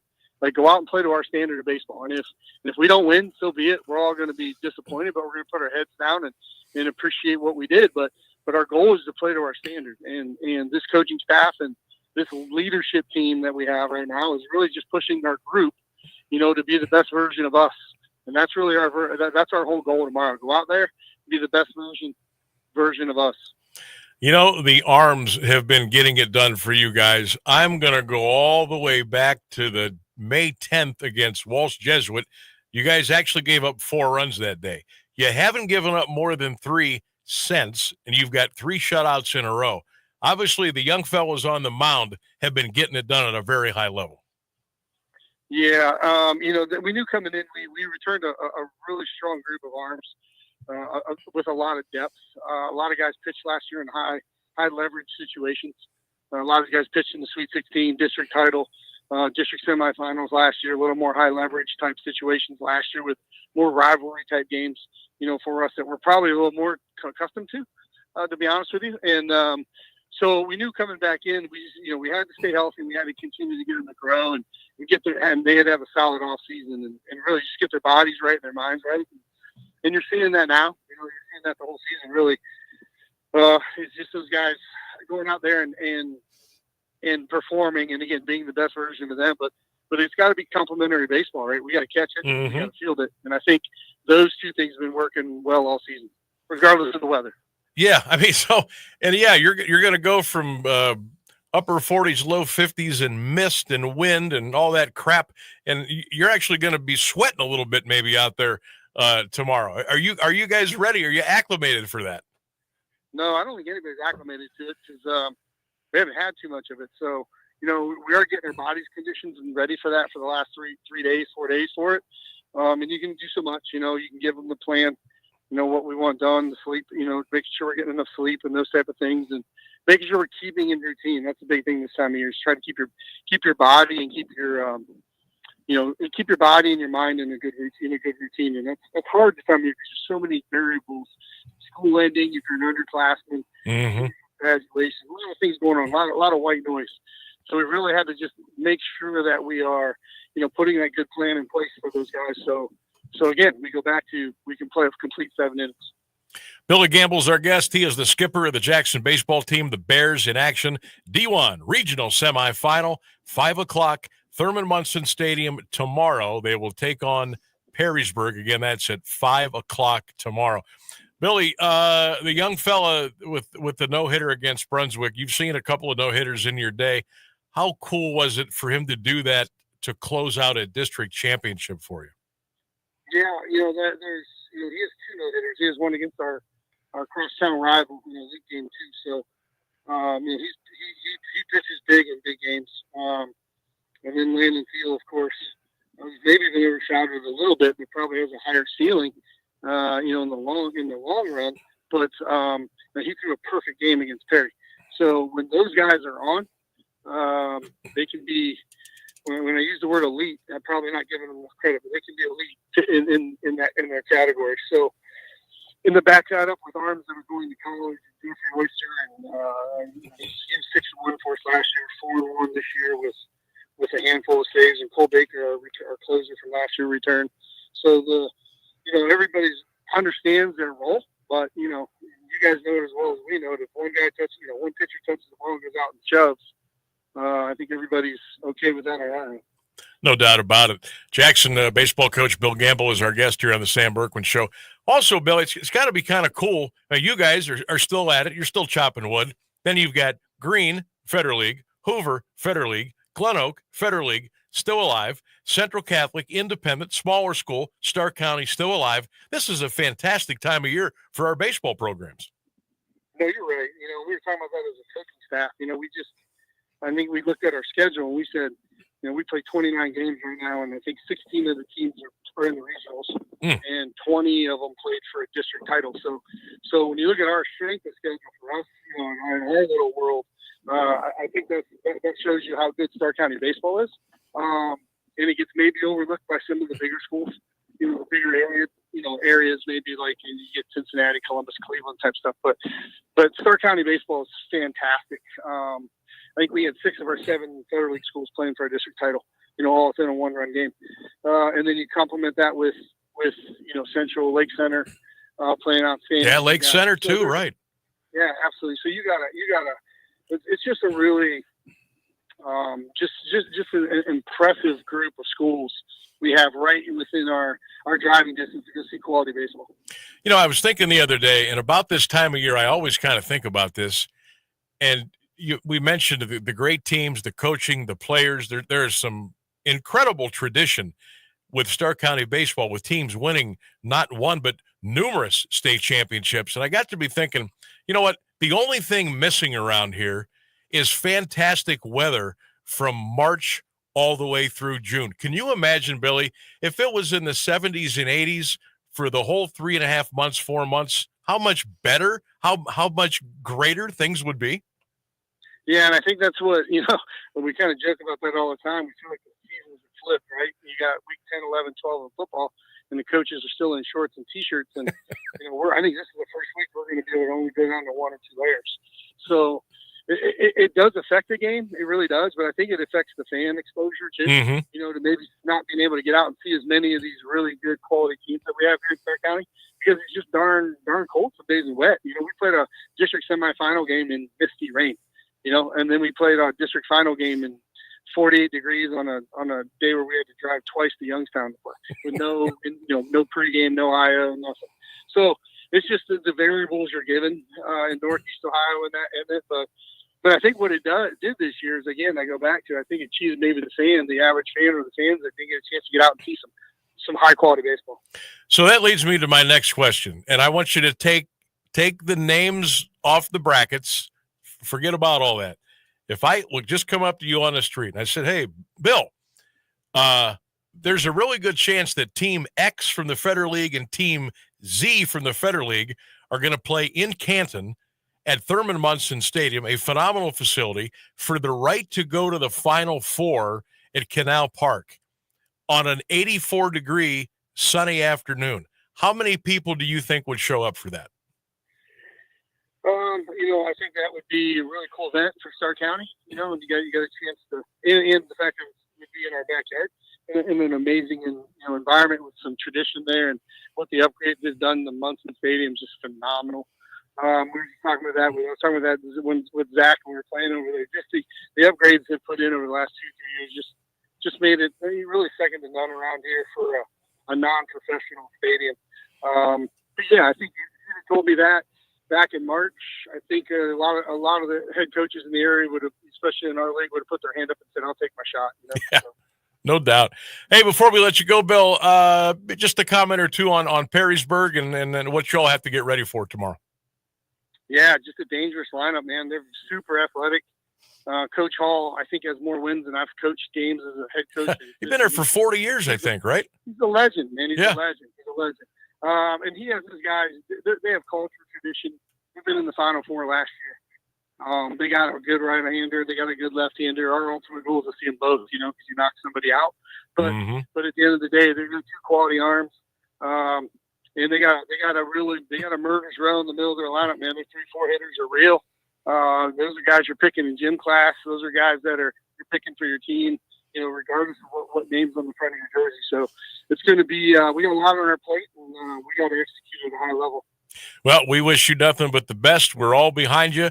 Jackson, Perrysburg, Munson Stadium tomorrow at 5 p.m. Division I Regional semifinal. Coach, always appreciate the time, and go take care of business tomorrow. I appreciate it. Thanks for having me. You bet. Billy Gamble, head coach of the Jackson baseball team, joining us here on the Sam Bourquin Show, 1310 WDPN. Hello to everybody watching and listening on the Q92 Radio Facebook page and YouTube channel as well. If you can't tell, I'm getting excited. I love this time of year, and the fact that it's actually nice and getting a little warmer, and the sun's going to be out, and we got teams playing in our own backyard. I know Hoover's got to make a little trip here. They got to go up to Gilmore Academy, but Central's going to play at Massillon. Glen Oak and Jackson are going to be at Munson. The state softball tournament for Perry and Jackson in D1 and D2 are going to be up at Akron at Firestone. This is fantastic. This is a great time of year. And to have all these teams still playing, and they didn't get there by luck. These teams are good. These programs are good. These coaches are good. And that's where we're at. And I'm just, oh man, I am getting excited because I think we're going to get some good results. I really do. I would be shocked if we didn't have anybody left here after Friday. I would be shocked. Good stuff. And if you can make these games, go support the young men playing baseball. Go support the young ladies playing softball. And I know we got track and field coming up, and we got lacrosse going on.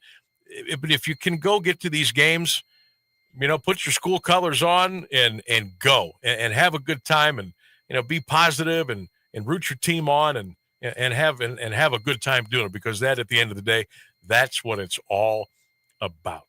All right, we're going to take a break. 10 minutes till the top of the hour. Phone lines are open if you want to get in. Who are you pulling for? Which games are you going to go to here the next couple of days? Baseball, softball. Who's your team? Let's go. Make some noise. Get behind them. 330-821-1310. You can also text the show at 330-924-7088. 1310 WDPN. We'll be back. Canton Greek Fest returns June 5th, 6th, and 7th, 11 a.m. to 11 p.m. each day, featuring indoor and outdoor dining, the St. Haralambus Hellenic dancers, cooking demos, kids playground, wine tasting, drive-through, and so much more. Outdoor dance party on Thursday with DJ Puff. Friday night is Greek night with DJ Vasilios and professional fireworks show on Saturday night. Visit CantonGreekFest.com for all the details, menus, and more. Canton Greek Fest, June 5, 6, and 7 at 251 25th Street Northwest in Canton. Teachers are dynamic leaders, shaping a new generation.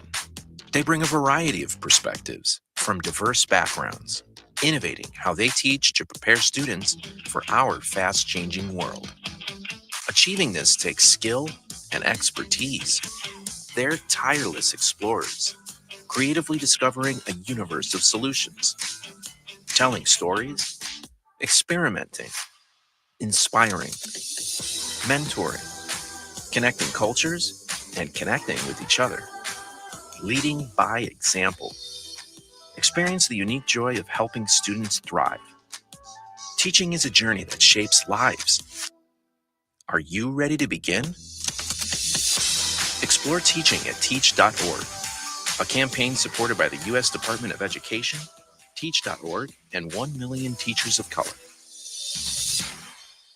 You're listening to the Sam Bourquin Show on AM 1310 WDPN. Welcome back to the program. Thanks to Jackson baseball coach Billy Gamble for joining us here on the program. Thanks to Central coach Dan Massarelli for joining us earlier in the show as well. And if you missed those interviews, as a matter of fact, if you miss any of our interviews, you can always go back and listen to those again, okay? Always go back and get those again on our YouTube channel. And, of course, they'll be posted on Facebook and X, AM 1310 WDPN. And you can always go back and listen to those anytime you are able. Let's see here. Where did I leave off? My phone is going bananas right now.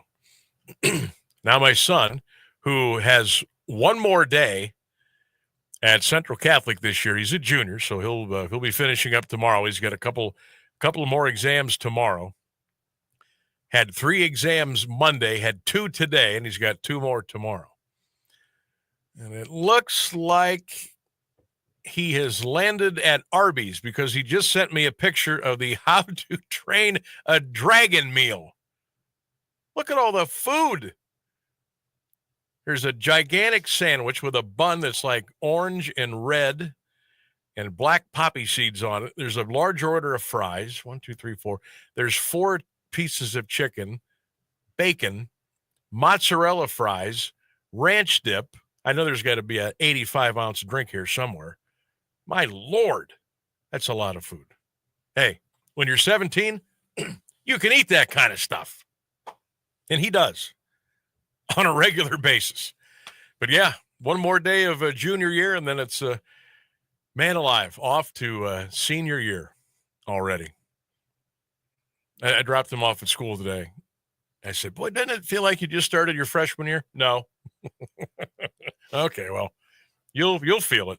You'll start to feel it end of your senior year.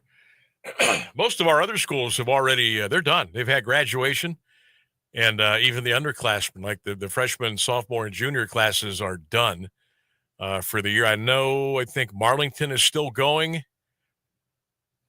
Minerva, Tuslaw, maybe. I'm not sure if those kids are still in class, but everybody else is just about done. But Central Catholic wraps up their school for they're wrapping up tomorrow. A couple of exams, and it's off for summertime and work and swimming and work and stuff and work and some work. That's right. Now his birthday's coming up here June 29th, and I think he's got a job lined up. And if I tell you, and if I tell everybody out there listening, they're going to go say, yep, I figured. I knew it. Any idea, Rainsburg, what his job Where he's going to go to work at? Ooh. Of course, you haven't met my son yet. I have not. You don't know. No. You haven't heard all of the stories that I've told over the last 17 years. Yeah, I've heard the small stuff. I mostly understand his enjoyment of horror, similar to yours. But yeah, okay, you're picking up on that. That's not the direction of the employment. Yeah, but, no, that definitely doesn't help me at all in this situation. Yeah. Think about 4th of July. Oh, he's gonna be working with fireworks. Yes, that's cool. My brother did that for a few years. I think he's going to be working at Phantom Fireworks. Yeah, he worked for Phantom for a few years. So. Did he like it? Yeah, Okay, yeah, he loved it. All he had to do was just go set up fireworks. It's easy. Yeah, he's excited. Now, this isn't a done deal yet. Matter of fact, I'm probably really putting the cart before the horse. He hasn't even been interviewed yet, but I think he'll get it. I think he'll get it.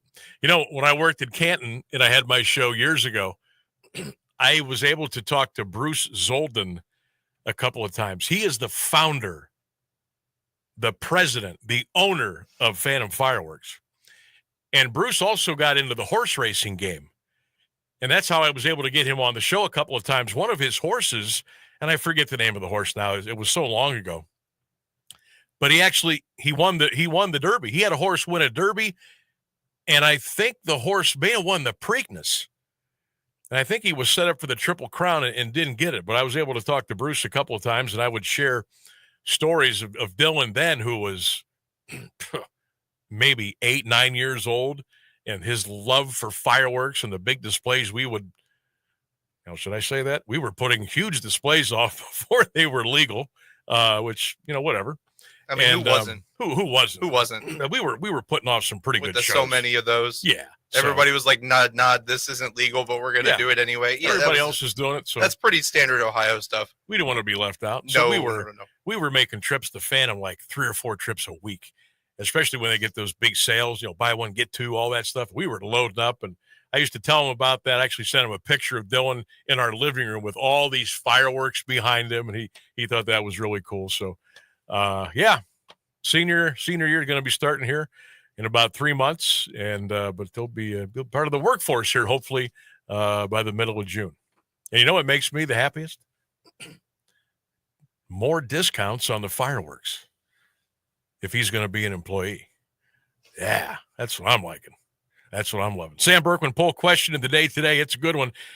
I'll get you one ticket to watch your team play in one game. You got 4 choices. Where are you going? You can only pick one. World Series Game 7, the Super Bowl, NBA Finals Game 7, or Game 7 of the Stanley Cup Finals.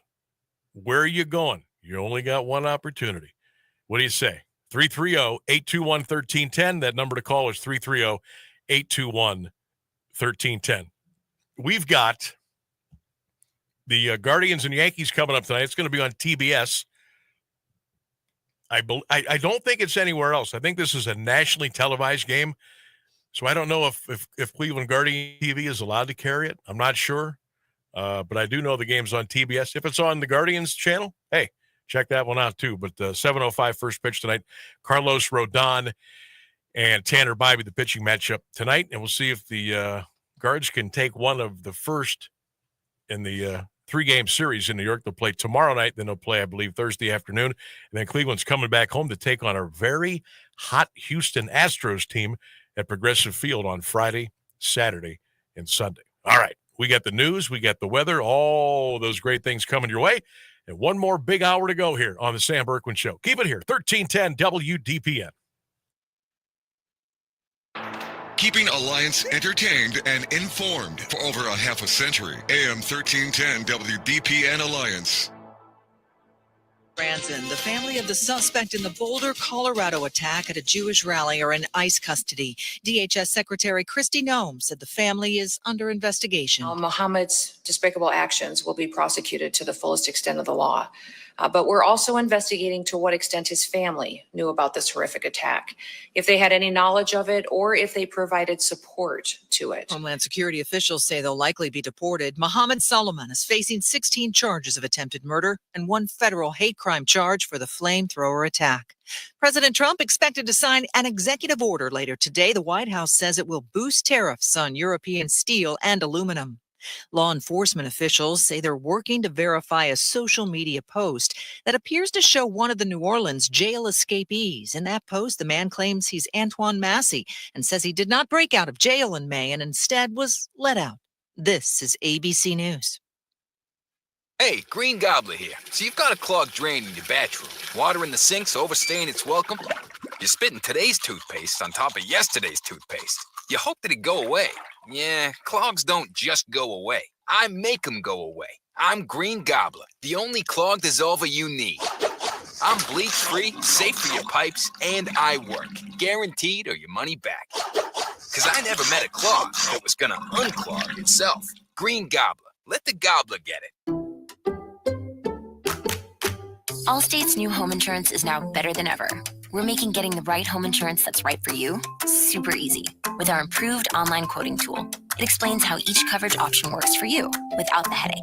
Yep, you can start protecting your home in a matter of minutes. So check Allstate first for home insurance that's better than ever. You're in good hands with Allstate. Savings vary. Coverage subject to terms, qualifications, and availability. Allstate North American Insurance Company and affiliates, Northbrook, Illinois. Now, the latest Alliance area news from Jeff Mears on AM 1310 WDPN. Good afternoon. It's 5:02. A Lexington Township home is a total loss after a fire swept through it Monday night. Firefighters responded to the 16,000 block of Greenbauer Street Northeast shortly after 8:30. The resident was outside and the house was fully involved. One person was taken to Alliance Community Hospital. Their condition was not available. Crews from Alliance, Atwater, Deerfield, Marlboro Township, Sebring, and Washington Township assisted at the scene. The cause is under investigation by the State Fire Marshal's Office. The Ohio Supreme Court is scheduled to hear oral arguments tomorrow in a case concerning the Rover pipeline. It crosses 18 Ohio counties, including Stark, Carroll, Harrison, and Tuscarawas, and transports natural gas to distribution facilities in Ohio, the Midwest, and Canada. The pipeline's owner, Energy Transfer, appealed the amount of property taxes it owes. It wants to cut the pipeline's taxable value from $3.5 billion to roughly $1.8 billion. Energy Transfer says construction costs totaled $6.3 billion, or about $2 billion over budget. They cited delays caused by high rainfall. The Ohio Department of Taxation rejected the appeal, saying it denies local taxing districts the full amount of taxes that are due to them. Alliance residents will pay more for garbage collection. Under an ordinance passed by council Monday, standard service will increase 9.2% to $20.69 per month. Backdoor service will rise 16.8% to $36.74, while bag service for seniors will increase 20.4% to $10.64. The rate change is effective July 1st. Council also passed legislation allowing Jersey Street to also be known as Johnson Drive. The change recognizes longtime residents Charles and Clarence Johnson and their respective families. The final open seat on the City of Alliance Housing Oversight Board has been filled. Mayor Andy Grove informed council Monday he appointed Alyssa Hawkins to the post representing tenants. She has been a tenant for 5 years, but also has 8 years' experience as a landlord. Grove was previously asked to reconsider his appointments, which included 3 council members. 2 withdrew while the other stayed on. Grove later appointed Ryan Wittensoldner to a landlord representative seat. Council also passed an ordinance regulating sidewalk cafes. Councilman Philip Mastriani says it paves the way for a potential downtown outdoor refreshment area. Canton residents will see a Parks and Recreation levy on the November ballot. During Monday's meeting, Council passed legislation placing the 5-year $4.5 million replacement tax before voters. It would generate $6.3 million annually. The current tax raises $4.1 million per year. It will expire at the end of 2026. The owner of a $100,000 home would pay $158 annually, or $65 more than under the existing tax. According to the repository, Mayor William Shearer says the Parks and Recreation Department has worked at the same level of funding since 2014. Their expenses have increased. The Catholic Diocese of Youngstown has sold a senior living center. The sale was finalized Saturday at the St. Joseph Care Center in Louisville. The center was established as a hospice in 1927 and includes a 60-bed skilled nursing facility. 19 of the beds are dedicated to a wellness center for rehabilitation. It also includes a 49-unit assisted living facility, 18-bed memory care unit, and a 66-unit independent living facility. The new owner is Stark County-based Lemon Dehoff Acquisition and Holding Company. The diocese says the center will continue to provide care and continue to endorse the organization's Catholic identity. Terms were not released. The Centers for Disease Control and Prevention is accused of conspiracy in the wake of the 2023 East Palestine train derailment. News Nation reports it obtained a copy of a clinical guidance letter sent to hospitals and area healthcare providers. The document, issued after the derailment, recommends medical providers not diagnose illnesses related to chemical exposure. Healthcare providers had denied ever receiving such a letter. The existence of the document was one of the allegations included in a lawsuit filed earlier this year in Franklin County Common Pleas Court on behalf of nearly 800 plaintiffs by Just Well Law. It accuses the CDC of conspiring with Mercy Health to deny plaintiffs medical care. The suit names 52 defendants, including Mercy Health and Norfolk Southern. The CDC is not a defendant. A woman is appealing her conviction and sentence for promoting prostitution in East Palestine. An attorney for 42-year-old Shanika Simmons of Struthers filed a request with the 7th District Court. Simmons was sentenced last month to 1 year in prison. She was given credit for 58 days served in jail. Simmons also was designated a Tier 1 sex offender. She was convicted in July 2024. Simmons was arrested in August 2022 after police said she met with an undercover agent posing as a buyer of sex online. Gun charges were filed against 3 men in Youngstown Sunday morning. All were charged with improper handling of a firearm. A passenger in a car pulled over in the 1300 block of Albert Street was arrested after a loaded .40 caliber gun was found near him. 20-year-old Jabron Carey was charged with being a felon in possession of a firearm. Officers questioning a group loitering in a downtown parking lot found a driver with a loaded .40 caliber handgun. 20-year-old Jermaine Fears was arrested. 20-year-old Anthony Anderson was a passenger in a car pulled over at North Maryland and Mahoning Avenues for expired plates. He discarded a gun as he fled on foot. It was reported stolen from Butler, Pennsylvania in February 2024. Anderson was also charged with obstructing justice.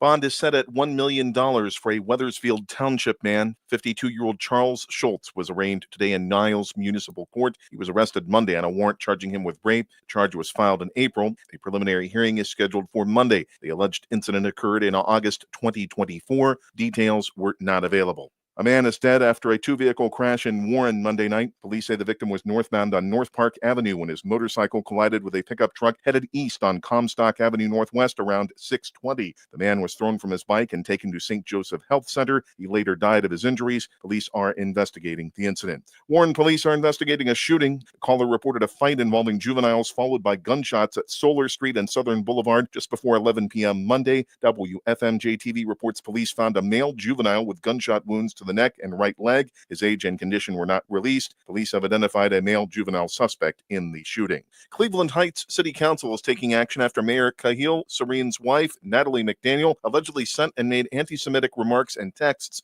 WJW-TV reports the mayor has denied the anti-Semitic behavior, but Councilman Jim Petrus introduced a no-confidence resolution at a special meeting May 27th. Councilman Anthony Maddox Jr. said he thought the issue should be left to voters and expressed concerns because other lawmakers supporting the resolution are running for mayor. Council voted 6-1 in favor of the no-confidence resolution. Though it's largely symbolic, the calls for the mayor to resign are expected to intensify. The station has been attempting to obtain public records related to the alleged behavior. The iconic Goodyear airships are taking a victory lap over the skies of Northeast Ohio this week. The Akron-based company is celebrating the 100th anniversary of the inaugural flight of its first branded blimp, known as Pilgrim, which took flight just outside the city on June 3, 1925. Goodyear began experimenting with lighter-than-air craft in the early 1900s, and the dirigibles have since become one of the most lasting and iconic corporate brand assets in the world. For some, it evokes nostalgia. For others, it offers a glimpse into a larger-than-life advertising symbol.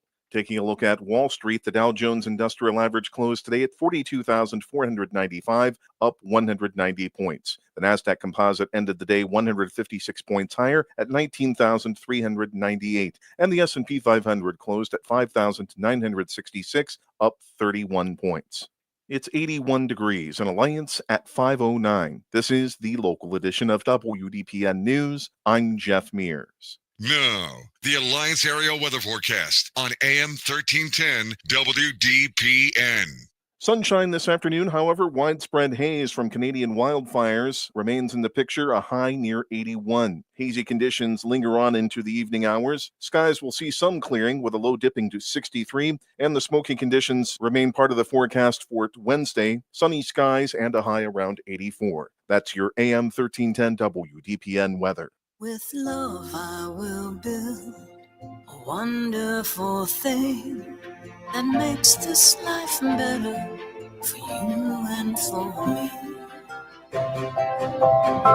For 100 years and counting, Shriners Hospitals for Children has been creating wonderful opportunities for children in need. This life-changing medical care helps them do the things they've always dreamed of. Shriners Hospitals for Children has done so much for me and so many other kids. I can dance.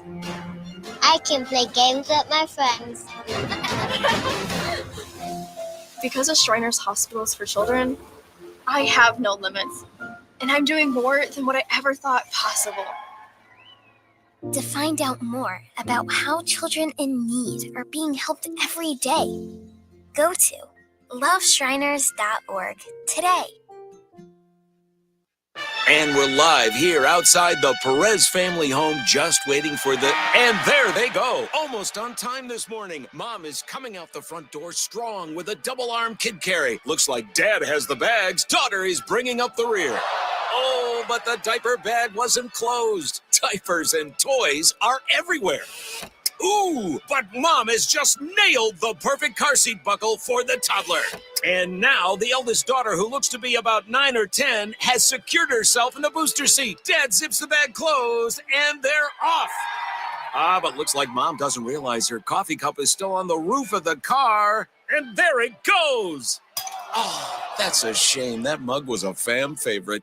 Don't sweat the small stuff. Just nail the big stuff, like making sure your kids are buckled correctly in the right seat for their age and size. Learn more at nhtsa.gov/the right seat. Visit nhtsa.gov/the right seat. Brought to you by NHTSA and the Ad Council. Teachers are dynamic leaders shaping a new generation.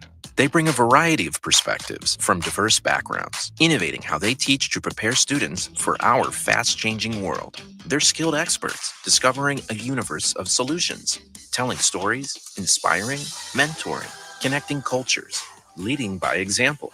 Teaching is a journey that shapes lives. Are you ready? Explore teaching at teach.org, supported by the U.S. Department of Education and 1 million teachers of color. Live from the AM 1310 WDPN studio, it's time for live and local sports talk. It's the Sam Bourquin Show. I'm ready. Give the show a call at 330-821-1310. Good call, meatball. Watch the Sam Bourquin Show on the AM 1310 Facebook page, the Q92 YouTube page, and on X. This is the Sam Bourquin Show on AM 1310 WDPN. And he gets this one in the air to deep right field. Teoscar Hernandez goes back, takes a look, and it's out of here. For the 6th time this year, Francisco Lindor has led off a game with a home run. In second, 2 runs in, nobody out. Mike swings and sends a drive out to left center field. Yeah, baby! Get that one up over the monster. Wow! Oh, baby! How much fun is he to watch? Dodgers on the board on Ohtani's 23rd home run. Here's one on the first. Game over. Streak over. Rockies win it 6-4. Allred's first pitch swinging into right. Barker loads up. Davis to the plate. Save! Texas Tech has done it! They end the greatest dynasty in college softball history. Yeah, about that. Exciting moments last night in the world of sports. Hopefully we'll have a couple of great highlights to play from the Guardians game tonight, tomorrow, and some other cool things coming your way. Welcome into the Sam Bourquin Show. Third and final hour today here on 1310 WDPN, streaming live, AM 1310 WDPN.com. Hello and welcome. Those of you watching and listening and participating at the Q92 Radio Facebook page and, of course, the Q92 Radio YouTube channel. Welcome in, everybody. Hope you're having a terrific day. How about the weather today?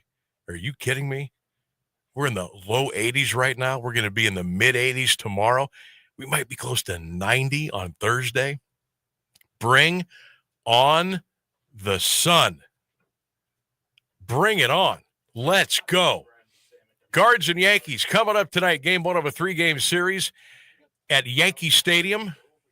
Tanner Bybee on the bump tonight for the good guys. First pitch at 7:05. Remember, that ball game is on TBS, national TV tonight for Cleveland and New York. Also, want to shout out Maxwell Moldovan. 4 years in a row, he has qualified for the U.S. Open Golf Tournament. This year it'll be played at Oakmont. That'll be coming up next weekend. We're trying to get Max on the show maybe this week or maybe early next week and talk to him. Our Sam Bourquin Show poll question today. It's a good one. It's a banger, as they say. Here's the scenario. I got one ticket for you. For one game, your team, which game are you going to? World Series Game 7, the Super Bowl, NBA Finals Game 7, or the Stanley Cup Finals Game 7? 330-821-1310. You can always text the program at 330-924-7088. Thanks to Central Catholic baseball coach Dan Massarelli for joining us earlier today, and Jackson baseball coach Billy Gamble. Good luck to all of our baseball and softball teams getting ready to roll later on this week and this weekend, and trying to get to the Grail, man, trying to bring home a state championship in a couple of different divisions. So we wish everybody the best, and we will be pulling for you. Coming up a little bit later on today on this day in sports history, so stick around for that. Okay, as you know, Stark County, Canton, North Canton, Alliance, Jackson, Glen Oak, Perry Township, we are rivals on Friday nights on the football field, in the gymnasiums, on the baseball diamonds. We snip at each other about our political beliefs. We fight with each other on the internet about different things. But it's also another thing that we do around here, and that's come together, right? Tragedy strikes. Something terrible happens, we come together. Everything is put aside because at the end of the day, we're all 330 blood, right? And we do the right thing. We do for others. And I can't tell you how many times over, 4 decades I've been around, almost 5, that sometimes we're called upon to come together in a tough situation and help. And that's what we're asking you to do today. There is a fantastic, fantastic event that's coming up at Walsh University on June the 4th. That's tomorrow from 4 until 8 p.m. Plates with a Purpose. It's a fundraising event for the Schultz and Smith families. 13-year-old Matthew Schultz tragically lost his life, remember, at that Memorial Day parade. 13 years old, just awful.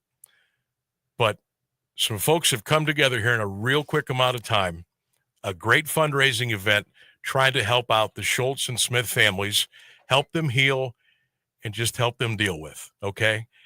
And I kind of got wind of this just on Facebook the other day, and I said, we got to talk about this. We got to promote. We got to publicize this event. We need to pack the parking lot at Walsh University tomorrow for this great event. I want to bring on David Wells, event coordinator here to the Sam Bourquin Show, AM 1310 WDPN. David, first of all, thanks for coming on in such short notice today. How you doing this afternoon? Oh, I'm doing well. Thanks for having us, Sam. We appreciate you reaching out and trying to promote this event. Absolutely. So many people involved. I'm going to have you kind of like go through the list of the event, the people that are involved, the sponsors. A big shout out to Walsh for hosting this event, and tell everybody what's happening tomorrow between 4 and 8 and what they can do to help. Yeah, no, absolutely. I think your intro really kind of touched on everything there, Sam. I do appreciate that. Yeah, so we put together a fundraising event, Plates with Purpose. Like you said, it's a fundraising event for the Schultz and Smith families. Walsh University really came in clutch with, kind of giving us a space to host this event. And I cannot thank, the food truck community, all of the vendors that came through and expressed interest in helping out. In fact, and it's tough for us to do. We always want to, invite as many and as allow as many people to help out as we can. But with the space that we were allotted, we've kind of reached max capacity with the food trucks that we have in place. So no, it's been really great to see everybody come together. Uncle Bacon's Barbecue obviously will be there. The Traveling Wiener's going to be there. Tie It Up, Hub Victor. Want to shout out 330 to go. A Movable Feast, AMP Shaved Ice, Completely Cooked, and Dr. Hibachi. Again, it just shows that people want to come together and help in a time of need, and for this to come together relatively quickly, David, speaks volumes, because I know behind the scenes, probably a lot had to go on and a lot of I's had to get dotted and T's crossed in a short amount of time. Yeah, no, absolutely. And while my wife isn't on with me, she really is kind of the pupper master in all of this. We obviously learned of what happened over Memorial Day weekend, and she and I definitely wanted to kind of get involved. We had kind of thought about donating, portion of our sales from our events last weekend. Mm-hmm. And then our friends from A Movable Feast, Sean and Angela, they had reached out to us last week on Tuesday and said, hey, we should put some together. We should put some kind of fundraiser together. And that was really kind of all it took. We got to work early Wednesday with, we first wanted to make sure that we kind of had the blessings, from the family. Sure. There's GoFundMes in place that have raised a lot of money, but we knew that we just wanted to try to do something ourselves.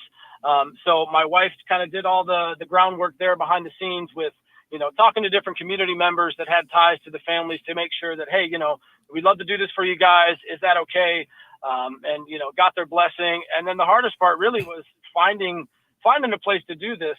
We had initially thought about doing this at Codex Brewing, which is a brewery in North Canton, mm-hmm. but we realized with the amount of trucks involved that we kind of outgrew that space. So, while they will not be hosting there, I want to give a shout out to them because we will be showing up there kind of post event mm-hmm. for some, for some drinks, and they're also going to be donating proceeds to the families as well. And again, so we talked to various community members, and somebody had shared that we should reach out to Walsh University. Spoke with them. We did a walkthrough Sunday afternoon, kind of laid out all the space. They're providing picnic tables for people to sit. They've providing trash service and those types of things. We've been, as and as everybody listening knows, we've had a rough go with weather. Mm-hmm. Tomorrow night is going to be absolutely perfect. I think it's going to be mid-80s, sunny. So it should be a really, really nice night for everybody to kind of come out, and help these families who are grieving. No doubt about it. David Wells is our guest, and a shout out to your wife as well. I mean, it takes a team to put something like this together, and you guys have certainly done that. I'm gonna kind of steal this right off the promo. It says, "Come hungry, come generous, and come ready to support these families in their time of need." 4 until 8 p.m. Walsh University. Again, 4 o'clock until 8 o'clock. That's tomorrow, 2020 East Maple in North Canton. And again, we're talking to David Wells here on the Sam Bourquin Show, 1310 WDPN.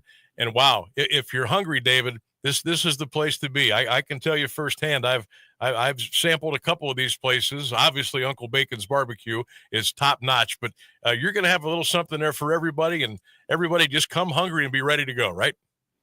Exactly. Yeah. We wanted to make sure we had kind of a good mix of everything, so that whatever your particular favorite cuisine is, we wanted to make sure we had something for everybody. So I think we've hit the nail on the head. With the food trucks that we have involved, I mean, I always say, they serve great food, but they're better people. Mm-hmm. And I think it speaks to them being willing to jump in without any questions asked. I think this speaks to how good the people are in this community. Well, I think this is going to be absolutely fantastic. I think the weather we know is going to be great. It's going to be hosted by a great university over at Walsh. Plenty of room. I know they're going to do it first class. And again, shout out to everybody who's involved. 330 to go. Of course, Codex Brewing, want to give them a little shout out. A Movable Feast, AMP Shaved Ice, Completely Cooked. Dr. Hibachi, shout out to Hub Victor, making up some T-shirts and stuff. Tie It Up, the Traveling Wiener, and of course Uncle Bacon's Barbecue. All will be there 4 o'clock until 8 tomorrow, Walsh University. And let's help to support the families, the Schultz and Smith families, after that tragedy happened to them on Memorial Day. David, anything else you want to get out there before we roll? No, I just want to highlight kind of what you touched on during your intro. I think it's important, like you said, we all have our differences. We all squabble about, whether it's sports, politics, this, that, and the other. But I'm constantly reminded that, the goodness in people, and you see it when tragedy strikes and you see people come together like this. It really, really is, great to see. Is there, I know the event's coming up here real quick, but just in case somebody missed this, again, we're going to post this interview on our social media platforms and people can go back and listen to this a little bit later on. But is there a website, maybe Uncle Baca's Facebook, Twitter, anywhere where people can go and not necessarily get more information, but just see what's out there and what they're in for tomorrow? Yeah, I mean, I know we've been, promoting the heck out of this thing on our Facebook page, and we're making sure that we highlight all of the great vendors that are in place here. So yeah, I mean, jump on Facebook if you like to get some more event details. The event is Plates with Purpose. If you type that in, it should pop right up, and you'll be able to get a little bit more about all of the vendors in place and all the great work that we're doing. Awesome. David, thanks for coming on. We wish you nothing but the best tomorrow. I hope it's packed, and I hope they're there. I hope they're there past 8:00 tomorrow. Folks, come hungry, come generous, and lend your hearts, and it should be a fantastic night. David, I appreciate what you guys are doing. Thank you. Thanks for the time, Sam. You bet. David Wells joining us here on the Sam Bourquin Show, 1310 WDPN. Again, Walsh University, 4 until 8 tomorrow. Plates with Purpose, fundraising event for the Schultz and Smith families. It's tomorrow, 4 until 8 p.m. Plenty of food trucks. There will be beverages, there's tables, chairs. There's everything you need is going to be there. So come hungry and come generous, and they'll definitely appreciate anything you can do tomorrow. All right, we're going to take a break. We'll get you down to the news and the weather coming up here at 5:30. On the other side, one of our favorite parts of the day, on this day in sports history, and we'll take you up until 6 o'clock tonight, right here on the Sam Bourquin Show. Thanks for hanging out, everybody. AM 1310 WDPN. Teachers are dynamic leaders, shaping a new generation. They bring a variety of perspectives from diverse backgrounds, innovating how they teach to prepare students for our fast-changing world. Achieving this takes skill and expertise. They're tireless explorers, creatively discovering a universe of solutions, telling stories, experimenting, inspiring, mentoring, connecting cultures, and connecting with each other, leading by example. Experience the unique joy of helping students thrive. Teaching is a journey that shapes lives. Are you ready to begin? Explore teaching at teach.org, a campaign supported by the U.S. Department of Education, teach.org, and 1 million teachers of color.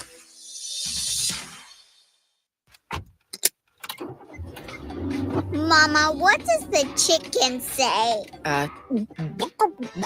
Dog. Cat.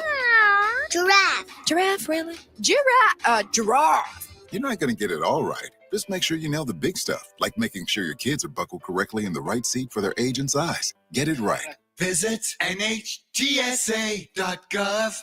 / the right seat. Brought to you by the National Highway Traffic Safety Administration and the Ad Council.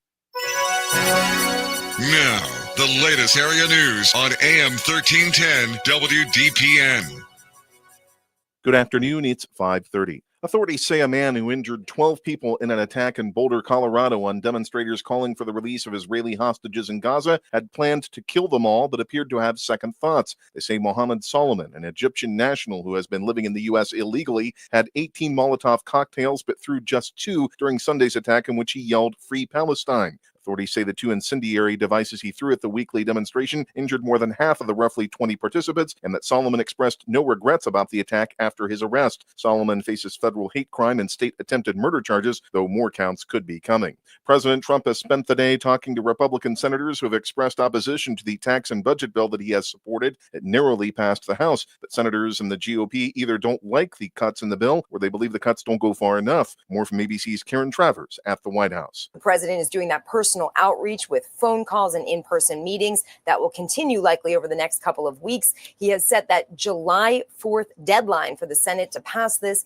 get it back to the House, have the House pass it, and then get it to the president's desk for his signature. That is a very ambitious timeline. A man who identifies himself as New Orleans jail escapee Antoine Massey released videos on social media while still on the run from authorities that led to a police raid that failed to recapture him. A senior law enforcement official says authorities were so convinced about the authenticity of the videos that they carried out a search late Monday of a New Orleans home in which they believed they were filmed. The official said Massey was not at the residence, but authorities did locate some clothing they believed he wore during the filming. The official spoke on condition of anonymity because he was not permitted to publicly discuss the investigation. Newark Mayor Ras Baraka is suing the federal government after an incident in which he says he was unnecessarily arrested for visitation of an immigration detention facility. Baraka's suit targets the interim U.S. attorney in New Jersey and alleges that his arrest was malicious. Baraka says he's seeking punitive damages after the May 9th incident and pushes back on the notions that he was forcibly resisting arrest or making a scene at the ICE detention facility. All of that is false. And if you see the video, it's false. What happened, I think the judge pointed it out in the dismissal hearing, was that they arrested me before they did an investigation. It's 81 degrees in Alliance at 5:32. This is WDPN News. I'm Jeff Mears. Here's the latest forecast on AM 1310 WDPN.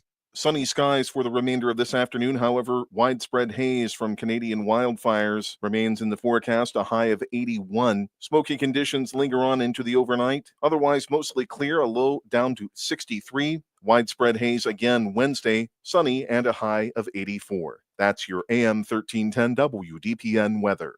Do you have trouble getting in and out of the bathtub? Are you afraid you'll slip and fall entering or exiting a tub? Safe Step walk-in tubs can transform your bathtub from an area of concern to a calming refuge. Call them today at 1-800-498-2098 and save $1,600. Safe Step walk-in tubs and showers are proudly made in Tennessee and offer an ultra-low step-in, avoiding that difficult climb over a traditional bathtub wall. They also offer a variety of therapeutic benefits that may help soothe your aching muscles and joints, increasing your mobility, boosting your energy, and improving your sleep. Safe Step walk-in tubs are designed to easily fit your existing tub space and are often installed in as little as one day. Just dial 1-800-498-2098 today to save $1,600 and receive a free shower package. That's 1-800-498-2098 for a free no-obligation consultation and to save $1,600. Safe Step walk-in tubs. Safety never felt so good.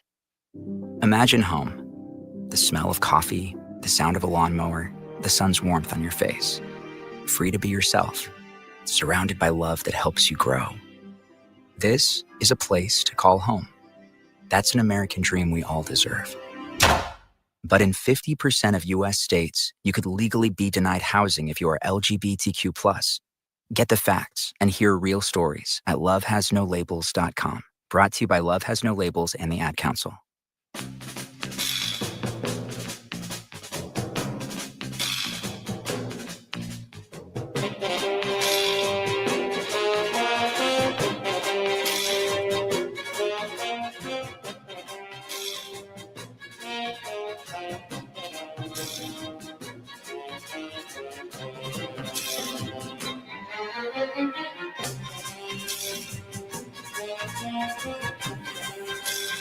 It's that time. Welcome back to the Sam Bourquin Show, AM 1310 WDPN. It's time for On This Day in Sports History. Here we go.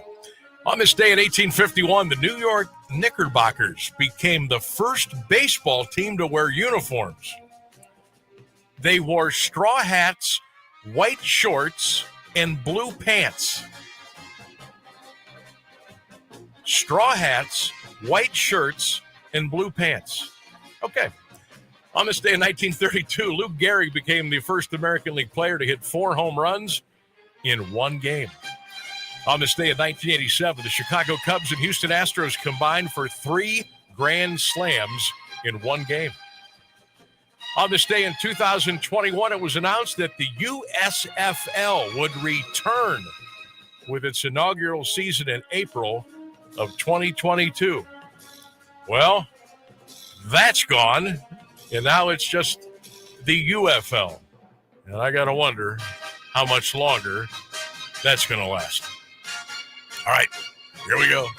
Audio portion of today's On This Day in Sports History. We didn't get this in yesterday, but I thought we would do it today. June 2nd, remember what happened? The Detroit Tigers and Cleveland Guardians. Maybe it was the Cleveland Indians. I'm not sure. Might have been. It was the Indians. At Detroit, Armando Galarraga was going for a perfect game. 2 outs, 9th inning.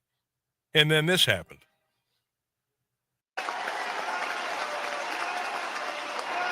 Ground ball, right side. Cabrera will cut it off. Galarraga covers.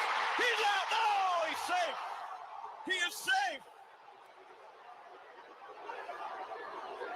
He is safe at first base. And here comes Jim Leyland. Oh, my goodness. Jim Joyce, the umpire at first base, completely booted that call. Our guy was out by a step. That should have been a perfect game, but it was not. That was on this day, June 2. Wow, Armando Galarraga had a perfect game, and it was taken away by umpire Jim Joyce. Unbelievable. On this day, June 3rd, 1979, ESPN made its debut. They were on the air for the first time. Here's what it sounded like the very first time they opened the mics on ESPN. Now I will wax poetic because dusk is now beginning to drop over the beautiful Berkshire Mountains. And for sports fun and for sports fans, it is something brand new that's happening here at ESPN, because up there, as we have mentioned, in the sky, 23,000 miles away, is that satellite. And it's there right now, and it's going to bring to the dishes that we showed you earlier on the program all the good efforts of athletes from around the world. And talking about good efforts, I would like to thank all the men and women who worked on this premiere show of the ESPN network for all that they did to make it a little bit easier for us. From football to soccer to baseball to basketball to tennis to track to golf, we will be with you covering it on ESPN. Now I will wax unbelievable. Because dusk 1979, ESPN hits the airwaves. And then in 1980, they actually began televising College World Series baseball games. On this day, June the 3rd, 1989, the Astros beat the Dodgers 5-4. The game lasted 22 innings. It took over 7 hours to play. And what better guy to listen to with the play-by-play than Vin Scully?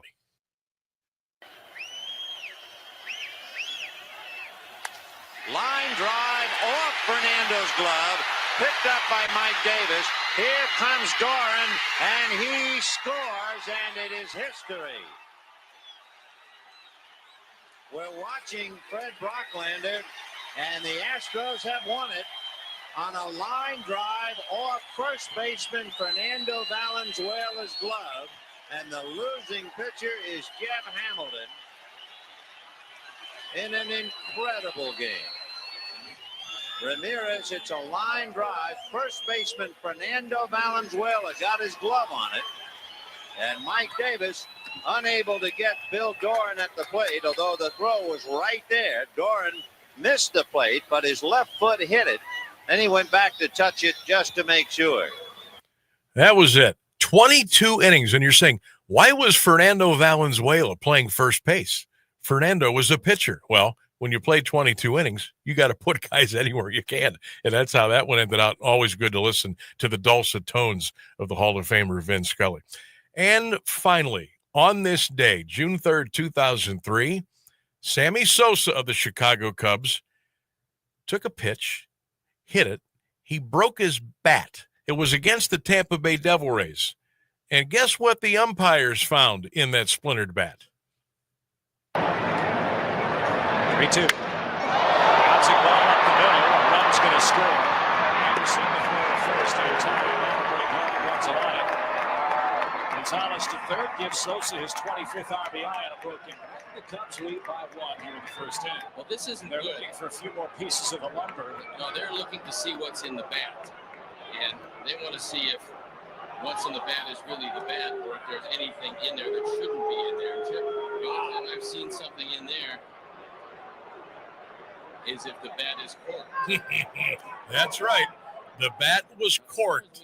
Sammy. On this day, June 3rd in 2003. That's another edition of On This Day in Sports History. We bring it to you every day, right around 5:30 here on the Sam Bourquin Show, AM 1310 WDPN. Hey, our poll question is just going off the rails still. Our poll question of the day today, you can give us an answer on X, on Facebook. You can drop comments on the YouTube channel, or you can call in as well at 330-821-1310. I've got one ticket for you for one game to watch your team play in the biggest game there is. Which game are you going to? You can only pick one. Are you going to go to the World Series, Game 7, the Super Bowl, NBA Finals, Game 7, or the Stanley Cup Finals, Game 7? Keep those responses coming in. We will continue to read those on the air. Also, again, want to thank David Wells from Uncle Bacon's Barbecue for coming on and talking about a tremendous event tomorrow, Plates with a Purpose. It's a fundraising event for the Schultz and Smith families, that tragedy that happened at the Memorial Day Parade. It's going to be tomorrow, June the 4th, at Walsh University from 4 until 8 p.m. Tons of food trucks, plenty of things to drink. They'll be taking your donations to help the families. That's tomorrow. It's going to be a beautiful day.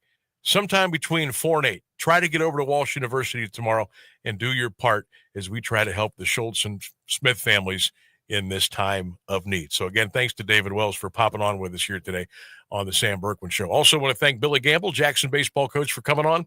And of course, Dan Massarelli, the skipper of the Central Catholic Crusader baseball team as well. We got some big games coming up here the next couple of days. We'll keep you in touch.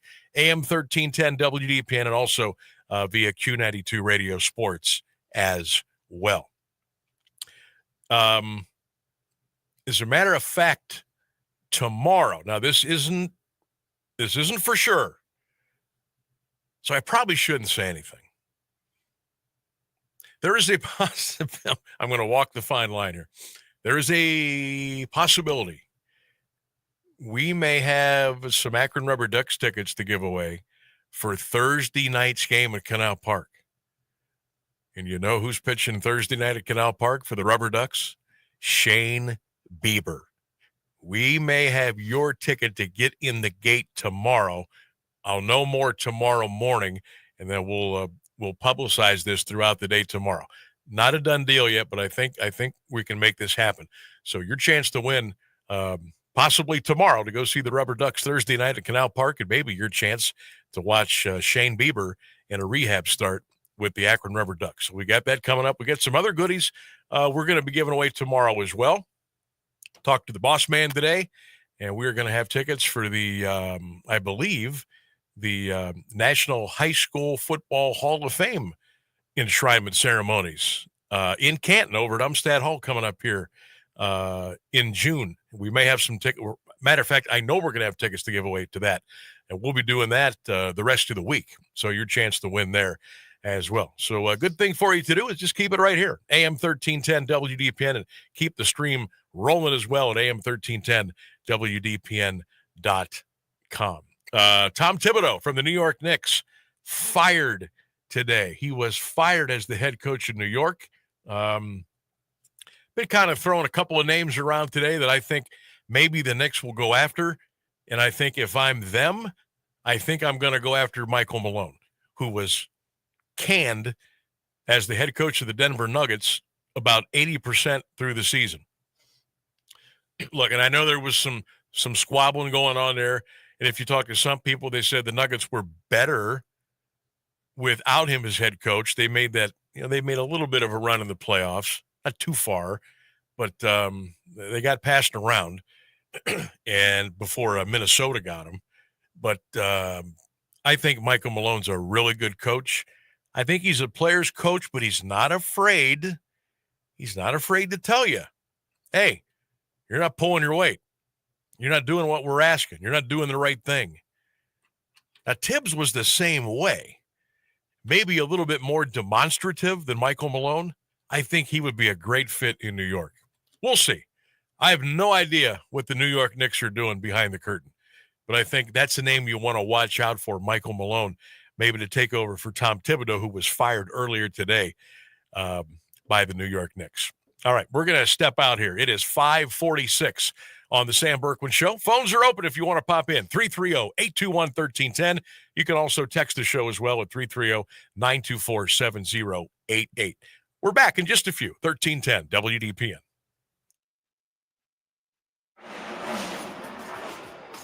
Hey drivers, it's Ryan Blaney, your 2023 NASCAR Cup Series champion and driver of the number 12 Discount Tire Ford Mustang.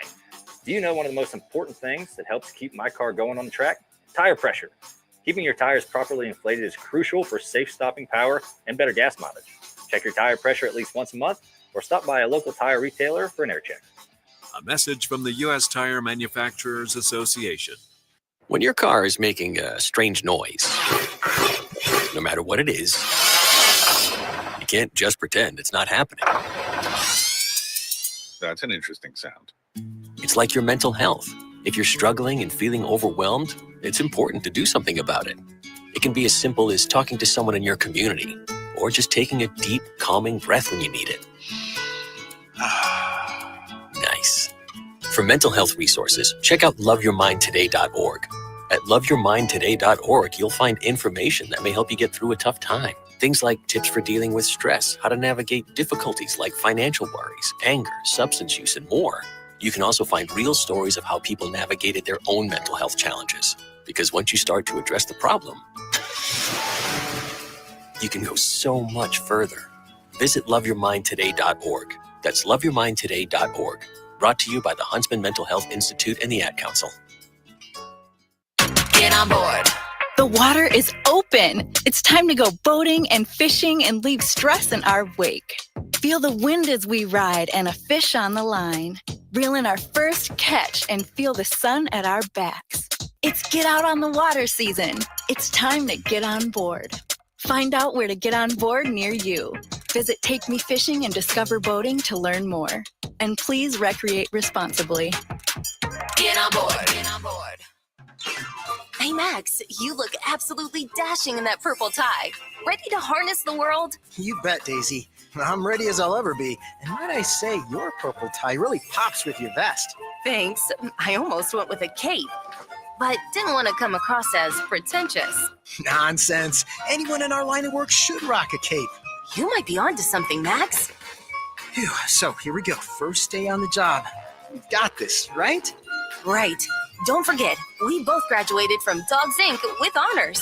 Which means I can guide my human around a busy city with ease. And I can give my human a restful night. I hope my human is kind and loving.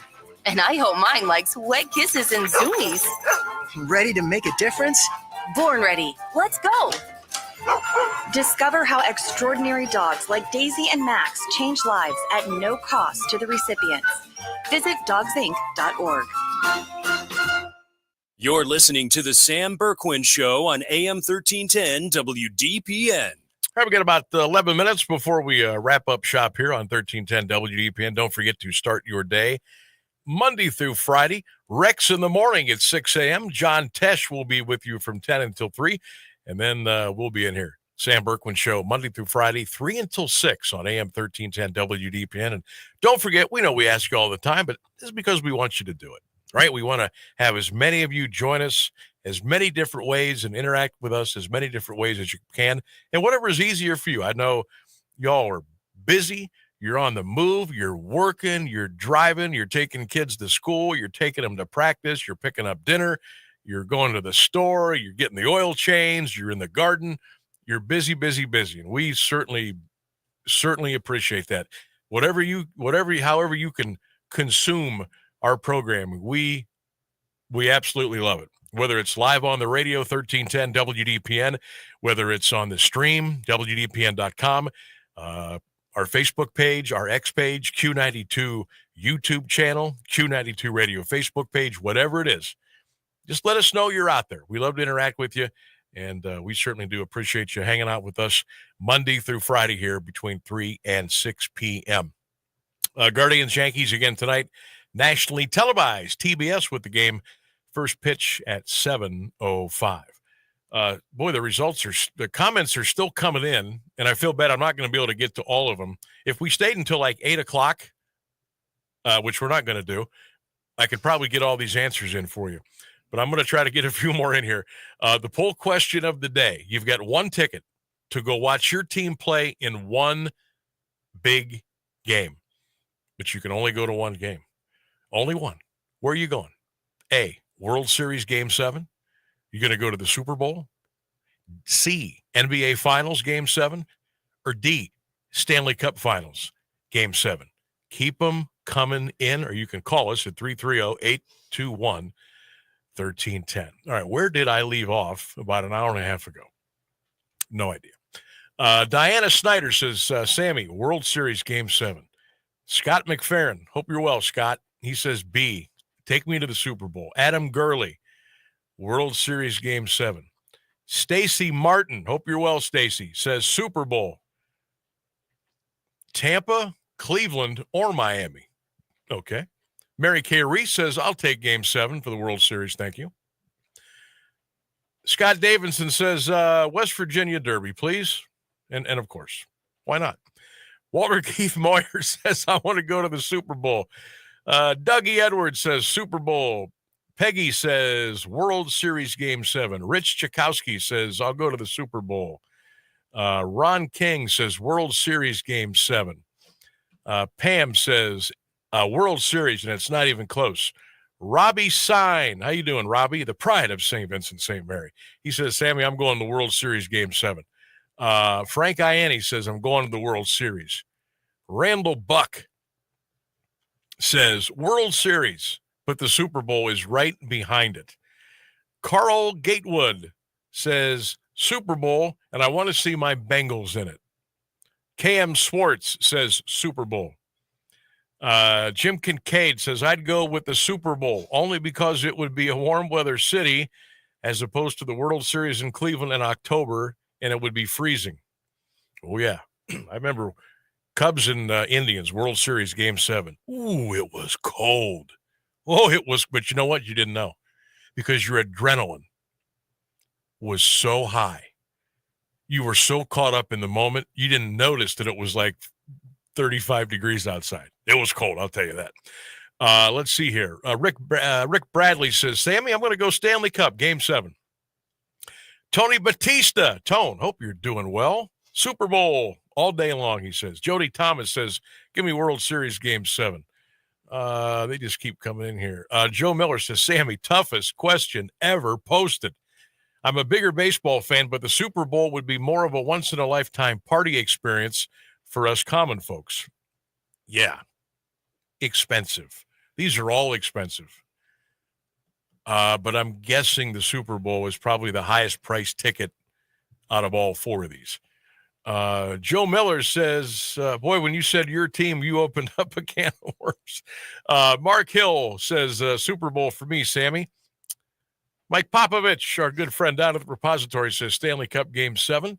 Samuel E. Altimore, the 4th. Yes, he said he's going to go to World Series Game 7.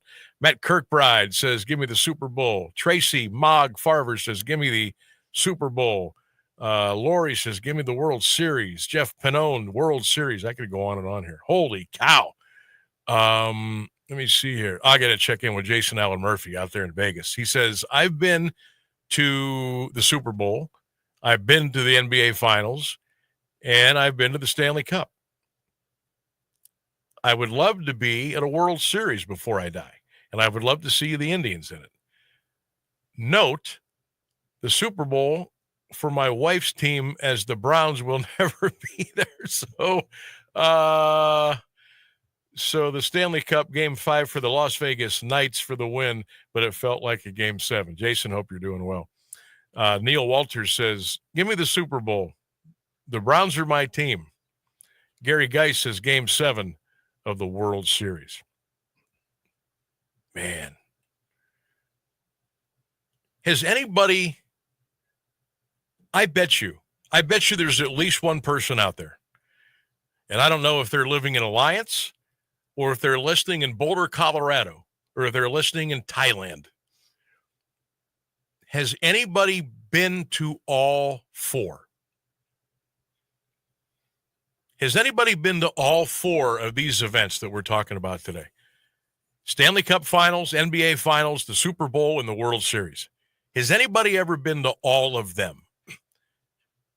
They don't necessarily have to be a Game 7. I mean, that would add to it.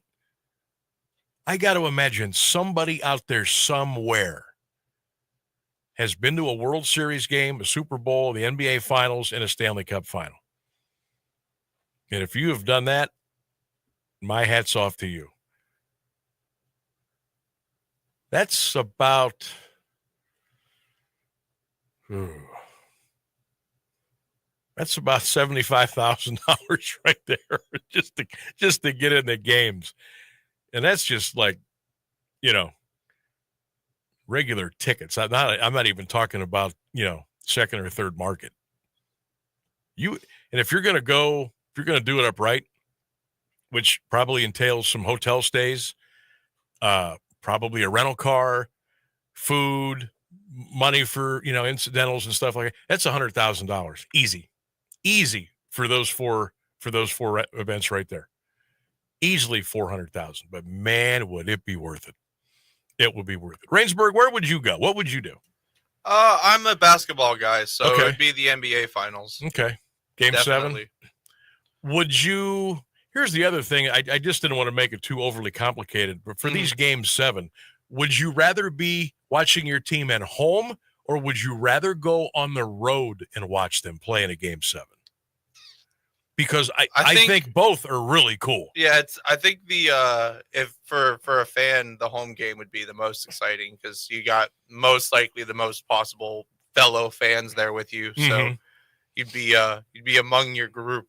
So I think home game probably for sure. Yeah. I got to tell you though, and this still grinds me to this day, 2016 World Series, Indians, Cubs, Progressive Field. This was before they did this certain set of renovations. So the stadium capacity was a little bit smaller. It was about 34,000. Now, they did bring some extra seats in for the World Series, but it was under 35,000 capacity. But, man, I'm telling you what, Game 7, there had to have been, let's just say, simple math, 35,000 people there.